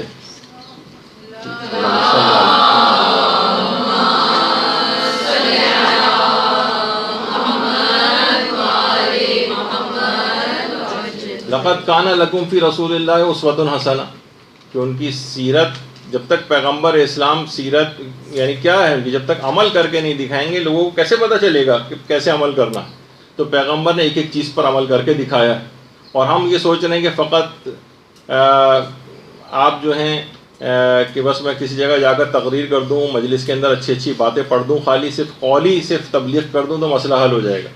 یہ پیغمبر اسلام تک سے صرف تقاضا نہیں کیا گیا یہ والا، بلکہ ان سے کہا کہ عمل کر کے دکھاؤ۔ تو ہم کیسے اس سے بری الذمہ ہو جائیں گے کہ ہم پیچھے رہ جائیں اور صرف لوگوں کو قولی تبلیغ کرتے رہیں۔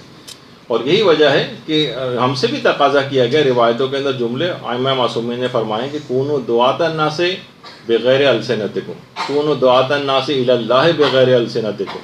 کتنی اس طرح کے مختلف روایات جو ہیں وہ آئی ہیں کہ لوگوں کو زبان کے ذریعے نہیں بلکہ زبان کے علاوہ عمل کے ذریعے لوگوں کو تبلیغ کرو اور لوگوں کو دعوت دو دین کی طرف۔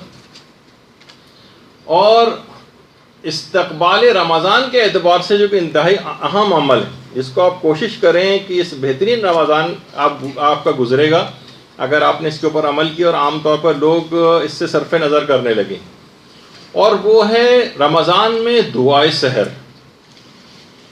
یہ اتنی اہم ہے کہ علامہ محمد حسین طباطبائی انہوں نے لازم کیا ہوا تھا اپنے اوپر کہ رمضان کی سحری میں پورے گھر والوں کے ساتھ بیٹھ کر دعائے سحر پڑھا کرتے تھے، پورے گھر والوں کو جمع کر کے دعائے سحر، اور اس کے بعد پھر سحری وحری کھانے کا اہتمام ہوتا تھا۔ اور آیت اللہ حسن زادہ عاملی فرماتے ہیں کہ ایک دفعہ ہم، بلکہ اپنے متعلق فرماتے ہیں کہ میں آیت اللہ علی آقا قاضی کی خدمت میں گیا، میری ایک حاجت تھی، میں نے ان سے دعا کی فرمائش کی اور کہا کہ آپ میرے لیے دعا کریں کہ میری حاجت پوری ہو جائے۔ تو آیت اللہ علی آقا قاضی نے فرمایا کہ تم امام محمد باقر علیہ السلام کی دعائے سحر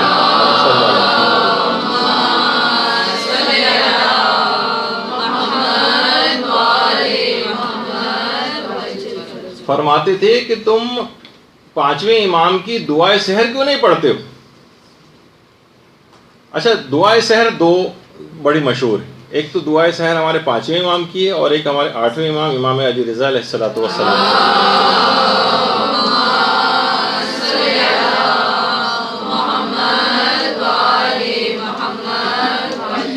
اور آیت اللہ علی آقا قاضی فرماتے تھے کہ اس دعائے سحر میں تمام اللہ کا جلال، تمام اس کا جمال، اس کی رحمت اور اس کا علم اور اس کا شرف سب اس دعا کے اندر موجود ہے۔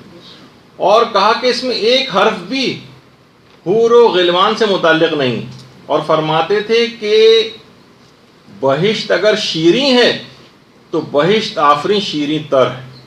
یعنی بہت سے ہوتا ہے نا کہ بہت سی دعاؤں کے اندر جب تک رزق اور فلاں فلاں دعائیں اور اس کے اندر نہ ہو تب تک ہمیں مزہ نہیں آتا، اس کے اندر معرفت کے خزانے، اس میں پروردگار کا جلال ہے، جمال ہے، رحمت ہے، اس کا علم اس دعا کے اندر جو ہے موجود ہے۔ اور اس طرح کی اس کے اندر عام طور پہ جو دنیاوی حاجات ہیں اس کا تذکرہ نہیں۔ تو کہا کہ اس کو خاص طور پر اصلاح نفس والوں کے لیے دعائے سحر کو فراموش نہیں کرنا، اور ممکن ہو تو دونوں دعائیں سحر، آٹھویں امام کی اور پانچویں امام کی، اس کو ضرور پڑھیں، زیادہ لمبی بھی نہیں، مختصر سی ہیں۔ اچھا، ایک چیز اور ہے کہ جو کہ آیت اللہ محمد حسین طباطبائی جس پر رمضان کے اندر عمل کیا کرتے تھے۔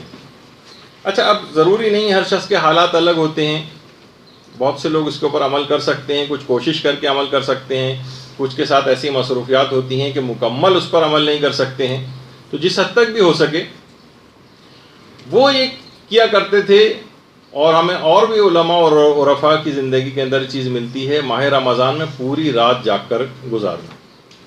لیکن لوگوں کے ساتھ، یہ میں نے کہا نا، ہر شخص کے حالات الگ ہیں، جاب پہ بھی جانا ہے، پڑھنے بھی جانا ہے، یا کوئی اور مصروفیات ہیں۔ لیکن اگر ایسا کچھ نہیں ہے اور کچھ مینیج ہو سکتا ہے، تو جو افراد اس کو مینیج کر سکتے ہوں وہ کم از کم ماہ رمضان میں پوری رات اگر جاگ سکیں تو بے انتہا فائدے۔ اور خود آیت اللہ محمد حسین طباطبائی کہتے تھے، فرماتے تھے کہ مجھے یاد نہیں پڑتا، یعنی بالکل بچپن اور جوانی کے دور سے لے کر اب تک میں پوری زندگی میں رمضان کی کسی ایک رات بھی سویا ہوں، مجھے یاد نہیں۔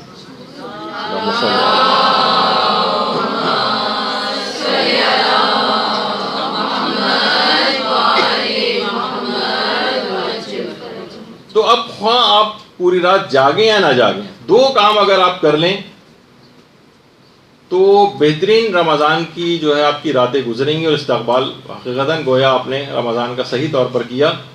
وہ یہ ہے کہ روزانہ ایک تو نماز شب کو فراموش نہ کریں، اور نماز شب سے مراد 11 رکعت ہی پڑھیں، 11 رکعت۔ ایک تو مختصر 3 1 والی، وہ بھی اپنی جگہ پہ ہے، چلیں جب کبھی ایسا موقع ہو جائے، لیکن رمضان میں کوئی ایکسکیوز نہیں بنتا ہے کہ آپ 11 رکعت کی نماز شب کو فراموش کریں۔ اور دوسری ہے نماز جعفر طیار، یہ کم سے کم ہفتے میں ایک دن تو ضرور رمضان میں پڑھیں، روز پڑھیں تو کیا ہی کہنا، گویا ایک خزانہ اس کے پاس آ جائے گا علم و معرفت اور عمل کے اعتبار سے، اور نامہ اعمال جو اس کا بھاری ہوگا۔ یہ دو چیزیں، ایک تو نماز شب اور ایک نماز جعفر طیار، اس کی راتوں میں ملتا ہے باقاعدہ۔ علماء کہتے ہیں شیاطین نے باقاعدہ ایک شیطان مقرر کیا ہے جو فقط اور فقط آپ کو نماز شب سے ہٹانے کے لیے مقرر ہے۔ آپ کو دماغ میں نماز شب کا آنے نہیں دے گا، وسوسے ڈالے گا، آپ کی کوشش کریں گے آپ پڑھیں، آپ کو پڑھنے نہیں دے گا، پڑھنے شروع بھی کریں گی، وہ آپ کو کہے گا کہ نہیں 1 رکعت ہی پڑھ لو، بس 3 رکعت ہی پڑھ لو، جائز تو ہے، بہت سارے اس طرح کے وسوسے ڈالے گا، اور آپ کو کہ شیاطین نے پورا فل ٹائم ایک شیطان اس پر مقرر کیا ہوا کہ جو نماز شب نہ پڑھنے دی۔ تو یہ اچھا علماء فرماتے ہیں نماز شب کے لیے جو وسوسہ پیدا کرتا ہے یہ شیطان، اور یہ بہت طاقتور شیطان ہے، اور اس کا وسوسہ بھی بہت طاقتور ہوتا ہے کہ اکثر افراد اس سے مغلوب ہو جاتے ہیں سوائے مخلص لوگوں کے، یعنی جن کے اوپر اس کا اثر نہیں چلتا وہ ایک الگ ہے. لیکن اس کے علاوہ یہ بہت اسٹرانگ وسوسہ ڈالتا ہے کہ لوگ نماز شب پڑھنے سے رہ جائیں. یہی وجہ ہے کہ آیت اللہ کوہستانی فرماتے تھے کہ جو طالب علم بھی نماز شب کا پابند نہ ہو اور ہفتے میں کم سے کم ایک دفعہ نماز جعفر طیار نہ پڑھتا ہو، میں اس کو ایک مکمل طالب علم تسلیم نہیں کرتا. یہ بات یاد رکھ لیں کہ خاص طور پر اگر آپ محسوس کرتا ہے کوئی شخص میں کہ دینی طالب علم ہوں، وہ فرماتے ہیں اگر کوئی طالب علم نماز شب کا پابند نہیں ہے اور ہفتے میں کم سے کم ایک دن نماز جعفر طیار نہیں پڑھتا ہے تو وہ مکمل طالب علم نہیں، اس کے اندر کمی آ گئی. یہ کبھی اس طور پہ بڑے مقامات کو علم کے حاصل نہیں کر سکتا اگر ان دو چیزوں کے اوپر وہ کاربند نہیں. تو یہ بھی ایک پیغام اس کے اندر یہ ہے کہ جتنے بھی انسان کوشش کرے کہ جتنا بھی انسان مستحبات کی پابندی کرے، مکروہات سے بچنے کی پابندی کرے، تو گویا یہ مستحبات پر عمل اور مکروہات سے بچنا، واجب و حرام کی بات تو ایک طرف رہی، ہم مستحبات اور مکروہات کی بات کریں اس کی پابندی، تو گویا انسان ریڈ لائن کراس کرنے سے بچ جاتا ہے. یعنی جو مستحبات کا پابند ہو بہت کم امکان ہوگا کہ اس سے کوئی واجب چھوٹ جائے، اور جو مکروہات سے بچنے کا اہتمام کرتا ہو بہت مشکل ہے کہ کسی حرام کی طرف جائے. اور جو صرف واجبات پر عمل کر رہا ہو اور کہ بس واجب ہو جائے، واجب تو نہیں، اس سے زیادہ تو نہیں ہے نا، حرام کی حد تک تو نہیں پہنچا نا، بس وہ یہ چیز پوچھ رہے ہوتے ہیں، وہ گویا بالکل کھائی کے کنارے چل رہے ہوتے ہیں، ادھر پاؤں پھسلا اور وہ ادھر نیچے گئے. تو مستحبات اور مکروہات کی پابندی سے انسان اس ریڈ لائن سے بہت دور چلا جاتا ہے اور امکان نہیں ہوتا کہ یہ کسی حرام کے اندر مبتلا ہوگا. تو اسی مستحبات میں عمل کے اعتبار سے تعقیبات نماز کی پابندی آپ کریں. اس پہ ہمارے پچھلے دنوں پورے گفتگو ہو چکی ہے، بہترین نماز کیسے پڑھیں گے ضمن کے اندر، اس کے جو چیزیں وہ بھی رمضان کے اندر ضرور پڑھیں. علماء ایک بڑی اچھی بات فرماتے ہیں کہ جو شخص بھی تعقیبات نماز کا پابند ہے اسے پھر سحر اور جادو سے نمٹنے کے لیے کسی اور دعا کو پڑھنے کی کوئی ضرورت ہی نہیں. یعنی اگر کوئی شخص تعقیبات نماز کو پابندی سے انجام دیتا ہو تو سحر اور جادو سے بچنے کے لیے الگ سے کسی عمل اور دعا کو کرنے کی کوئی ضرورت نہیں ہے، خود اس کو بچا کے لے جائے گی. یہ بڑی اہم چیز ہے. تو اب ہم دیکھتے ہیں کہ بہرحال لوگ تعقیبات نماز کے پابند اتنے نظر نہیں آ رہے. کچھ بوڑھے افراد، ریٹائرڈ افراد وہ پھر بھی بیٹھے ہوتے ہیں، اور نوجوانوں کو ہم دیکھتے ہیں کہ وہ تو بالکل پابند نہیں ہیں، اور گویا نمازوں میں انہوں نے ایک ٹربو بوسٹ لگایا ہوا ہوتا ہے، مشکل سے ایک آدھ منٹ کے اندر نماز پڑھی اور یہ جا وہ جا، ایک بالکل ہوا کی تیزی کے ساتھ جو ہے وہ نمازوں کو ختم کرتے ہیں، اور تعقیبات نماز تو پڑھنے کا اہتمام ہی نہیں. اور ایک اور چیز اس کے اندر یہ ہے کہ خاص طور پر آپ کو اول نماز کی پابندی، اول وقت نماز کی پابندی، اس کا بڑا اہتمام کرنا ہے. اگر نمازوں کو رمضان میں اس کی عادت آپ نے ڈال لی اول وقت نماز کی پابندی کی تو بہت ہی بہتر، اور گویا آپ نے بالکل صحیح استقبال کیا. کیونکہ علماء دیکھیے فرماتے ہیں کہ اور کوئی زیادہ اتنا وقت بھی نہیں لگتا، کوئی بھی اہم ترین کام کر رہے ہو آپ صرف 10 منٹ کے لیے نماز کا بیچ میں سے وقت نکالیں، کوئی ایسے دنیا جو ہے وہ نقصان آپ کا نہیں ہو جائے گا، کوئی بہت دنیا اوپر نقصان ہو گیا آپ کا. کیونکہ ہم دیکھتے ہیں علماء فرماتے ہیں کہ عاشورے کے روز کتنا زیادہ امام نے اول وقت نماز کا بھی اہتمام کیا تھا. علماء فرماتے ہیں کہ دیکھیے زیادہ تر شہادتیں زوال آفتاب کے بعد یعنی نماز ظہر کا وقت آنے کے بعد ہوئی. ظہر سے پہلے حضرت علی اکبر علیہ السلام بھی زندہ تھے، حضرت قاسم بھی زندہ تھے، حضرت عباس علمدار علیہ السلام بھی زندہ تھے.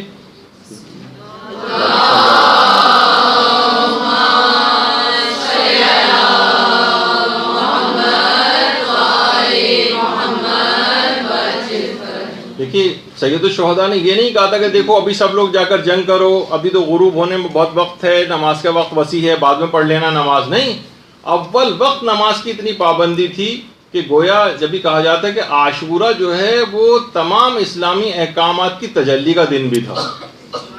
نماز امر بالمعروف ہے، نماز ایک پیغام رکھتی ہے گناہوں کے مقابلے میں لوگوں کو بچانے کے لیے، اس کی ایک الگ سے ایک ہیبت ہے نماز کی. تو نماز ظہر جو انجام دی گئی تھی جو نماز خوف کے طریقے کے اوپر تھی. ایک خاص طریقہ ہوتا ہے کہ کس طرح سے اس میں جماعت کے ساتھ ایک رکعت پڑھی جاتی ہے, اس کے بعد فرادہ کی نیت کر کے پھر دوسری صف آ جاتی ہے پیچھے. تو امام یہ بھی کر سکتے تھے کہ دیکھیے کہ اس نماز کو سب لوگ نماز پڑھنی بھی تھی تو اول وقت میں خیموں کے اندر جا کر پڑھ لیتے. اچھا اگر جماعت بھی پڑھنی تھی تو خیموں کے اندر بھی جماعت ہو سکتی تھی, لیکن کیا ہوتا دشمن متوجہ نہ ہوتا. امام نے کھلا میدان کا اہتمام کیا. کتنے ہی تیر لگنے سے اصحاب جو ہیں امام کے شہید اور زخمی بھی ہوئے, لیکن امام نے اول وقت نماز کا اہتمام کیا, امام نے نماز جماعت کا اہتمام کیا اور شوکت اسلام کا سب لوگوں کے سامنے اظہار کیا. عام طور پر یہ ہوتا ہے نا کہ تقریبات میں جاتے ہیں, کسی جگہ جاتے ہیں, لوگ اپنی نمازیں قضا کرتے ہیں, سب لوگ دیکھیں گے ایک شرمندہ سے. بھائی نماز پڑھنے میں کیوں شرمندگی ہو رہی ہے آپ کو؟ شوکت اسلام کا مظاہرہ لوگوں کے سامنے کرنا پڑے گا آپ کو. یہ سب چیزیں امام خیموں کے اندر فرادہ بھی پڑھ سکتے تھے, سب لوگ الگ الگ بھی پڑھ سکتے تھے, لیکن جماعت کا اہتمام کیا, سب کے سامنے پڑھ کر لوگوں کو دکھایا اور شوکت اسلام کا ایک مظاہرہ کیا.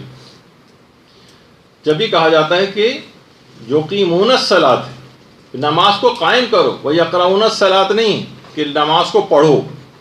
قائم کرنے کے معنی ہے کہ اس کے اندر یہ تمام چیزیں شامل ہو جاتی ہیں. اور یہ لوگوں کے لیے پیغام ہے, ہمارے بہت سارے ماتمی بھائیوں کے لیے. وہ پیغام یہی ہے اس کے اندر کہ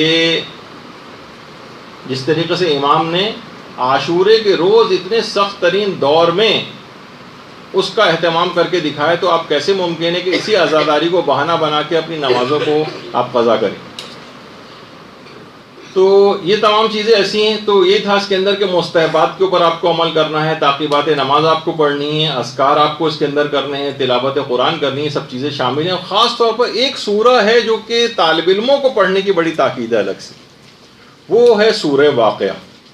علماء فرماتے ہیں کہ سورہ واقعہ مدرسے آتے وقت یا جاتے وقت کسی بھی وقت کم سے کم ایک دفعہ سورہ واقعہ آپ ضرور پڑھیں, چاہے رستے میں پڑھیں یا کسی بھی طریقے سے سورہ واقعہ کو ایک تو فراموش نہ کریں.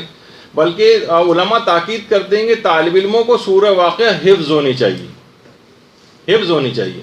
اور مشکل سے مہینے ڈیڑھ مہینے کے اندر آپ کو سورہ واقعہ زبانی یاد ہو سکتی ہے اگر آپ ذرا پابندی کریں اس. دیکھیے ابھی جو ذکر ہو رہا تھا کہ عاشورہ کے عبادی پہلو کتنے زیادہ ہیں, امام نے کر کے بتائی. جو سب رمضان کے اندر آپ عبادت انجام دیتی ہیں, خود عبادت یہ تمام عاشورے کے روز امام نے کر کے بتائیں.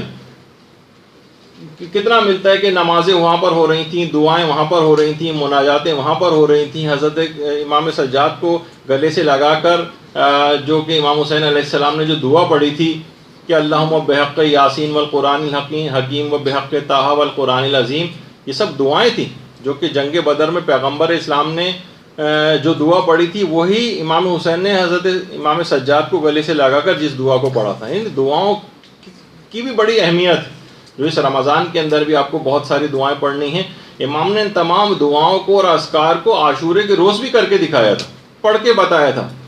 اور جب بھی کوئی میدان میں جاتا تھا جنگ کے لیے تو امام اس وقت قرآن کی ایک آیت کی تلاوت کرتے تھے, ان اللہ اصطفیٰ آدم و نوحا و آل ابراہیم و آل عمران علی العالمین. یہ امام یہ والی یعنی تلاوت قرآن اس وقت کرتے لوگوں کو امام نظر آتے تھے. جب بھی کسی شہادت کی کوئی خبر آتی تھی تو امام باقاعدہ سورہ احزاب کی آیت نمبر 23 تلاوت کرتے تھے. اور اس کا مفہوم یہی ہے کہ مومنین میں کچھ ایسے ہیں کہ جنہوں نے اپنے خدا سے کیے گئے اپنے عہد کو پورا کیا اور کچھ لوگ انتظار میں ہیں کہ اس عہد کو پورا کرنا ہے. تو کتنی آیات ہے اس طرح کی ہیں, کتنے اذکار ہیں کہ جو امام نے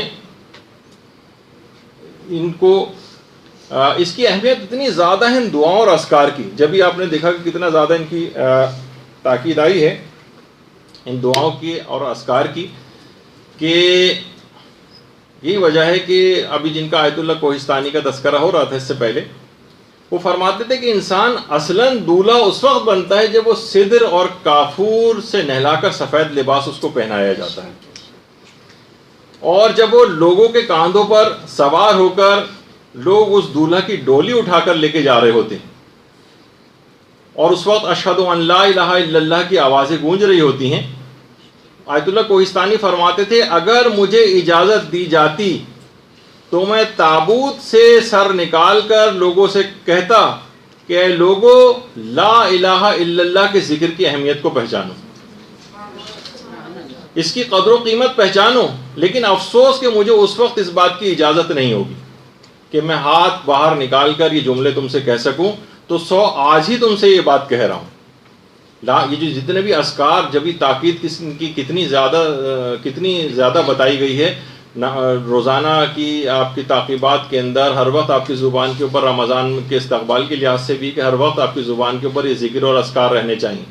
اور یہ بھی فرماتے تھے کہ آخرت میں لوگ باقاعدہ قیامت کے روز حسرت کر رہے ہوں گے کہ کاش ہم اس دنیا میں جا کر صرف ایک مرتبہ لا الہ الا اللہ کہتے ہیں اور پھر دوبارہ مر جائیں. یہ حسرت کریں گے لوگ باقاعدہ. تو ان اذکار کی اتنی زیادہ اہمیت ہے کہ اس دوران رمضان کے اس پورے اس کے اندر کوشش کریں کہ آپ کا مستقل زبان کے اوپر یہ ذکر اور اذکار رہیں. تو اور عام زندگی میں بھی اس کا عادی ہونا پڑے گا. آیت اللہ کوہستانی کے متعلق ایک بات اور یہ بات کہتے تھے، اور حضرت شاہ عبد العظیم کے روضے کے اندر آیت اللہ کوہستانی کی قبر ہے. یہ فرماتے تھے کہ آج تک میں جتنے بھی معصومین کی قبور پر گیا ہوں، میں نے جو سب سے پہلا سوال اور حاجت وہاں جا کر پیش کی ہے وہ یہ پیش کی ہے کہ حالت احتضار میں یا امام حالت احتضار میں اور وقت مرگ میری مدد فرمائیے گا. یہ سب سے پہلی دعا میری یہ ہوتی تھی. سب سے مشکل ترین مرحلہ ہے، اور یہ مشکل مرحلہ کیسے طے ہوگا؟ وقت مرگ اگر ذکر الہی آپ کی زبان پر رہا. ابھی آپ نے سنا تھا نا کہ رسول امام حضرت زہرا کا نام بھول جائے گا بہت سے. تو اطاعت کے موقع پر کیونکہ انہوں نے اللہ کو بھلا دیا تھا، اس کا لازمی نتیجہ یہ بن رہا تھا کہ اب یہ وقت مرگ ان افراد کے نام اس کو بھلا دیے جائیں، اور وہی اس وقت ہمارا سہارا بنیں گے. تو یہ ذکر اور اذکار یہ مسلسل اگر آپ کی زبان پر جاری اس دنیا میں رہے تو لازمی طور پر وقت مرگ بھی یہی اذکار آپ کی زبان پر جاری ہوں گے. اس وجہ سے اس میں آپ کو بار بار اس کی پریکٹس کروائی جاتی ہے. اس کا آپ کو بتایا جاتا ہے کہ رمضان میں بھی خاص طور پر ہر وقت زبان پر ہے، اور عام زندگی کے اندر بھی. ورنہ جس وقت وہ واقعی موقع پیش آ جائے گا کہ لوگ مٹی ڈال رہے ہوں گے ہماری قبر پر، اور بڑی ویسی بات ہے کہ قبر پر مٹی ڈالنے کے بعد ہاتھ بھی ہماری قبر پر ہی جھاڑیں گے. اس سے آپ اندازہ لگائیں جس طرح وہ ہوتا ہے نا، کبھی آپ بقرعید میں قصائی وغیرہ ذبح کرنے کے بعد وہ چھری سے ہی جو ہے اس کی کھال پہ رکھ کر ہی اس کا خون صاف کر رہا ہوتا ہے، تو اس طرح کی کیفیت اس وقت واقعی ہماری بیچارگی کا عالم جو ہے اس وقت سمجھ میں آئے گا. تو اپنی اس حقیقت کو سمجھنا ہوگا. اور ابھی آپ نے جیسے کہ ابھی آپ سے بات ہو رہی تھی کہ راتوں کو اس کے اندر جاگنا ہے، اور اس میں کوشش کریں کہ ٹی وی ڈرامے وغیرہ اس سے اپنے آپ کو بچائیں. اچھا، اب باتیں اس کے اندر اور بھی بہت ساری بھی باقی رہ گئیں، لیکن کیونکہ دوسرا بھی ایک لیکچر ہے اور وہ بھی مولانا محترم تشریف لے آئے ہوں گے.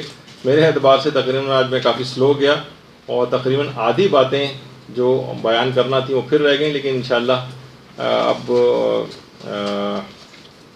امکان نہیں ہے کہ اس میں مزید گفتگو آگے بڑھے. انشاءاللہ جو آئندہ جو 3 کلاسز آپ کی اب ہوں گی، کہ آج کی جو دوسری مسائل فقہ کی کلاس ہے، اس کے بعد 2 کلاسز رمضان کی، اور اس کے بعد تو پھر شب قدر کے سلسلے میں درس ہوگا. تو اس دوران آپ خاص طور پر آج مجھے بہت سارے مسائل فقہ بھی بیان کرنا تھے جو پچھلی دفعہ مستحب روزوں کے رہ گئے تھے، لیکن مولانا محترم انشاءاللہ وہ اور بہتر طریقے سے آپ کی خدمت میں پیش کر دیں گے. تو اس کا رمضان کے استقبال کا ایک سب سے اہم دیکھا جائے تو وہ یہ ہے کہ آپ ان تمام ایک ریویو کریں تمام مسائل فقہ کا، تاکہ کوئی ایسی غلطی نہ ہو جائے جس سے روزہ باطل ہوتا ہو یا اس کا ثواب کم ہو جائے. تو اس لحاظ سے خود استقبال رمضان کا لازمہ یہ ہے کہ آپ مسائل فقہ کو اچھی طریقے سے حاصل کریں، جس کے لیے اب اگلی کلاس ہی ہو رہی. تو صلی اللہ علی محمد وآلہ الطیبین برحمتک یا ارحم الراحمین وصلی اللہ علی محمد وآلہ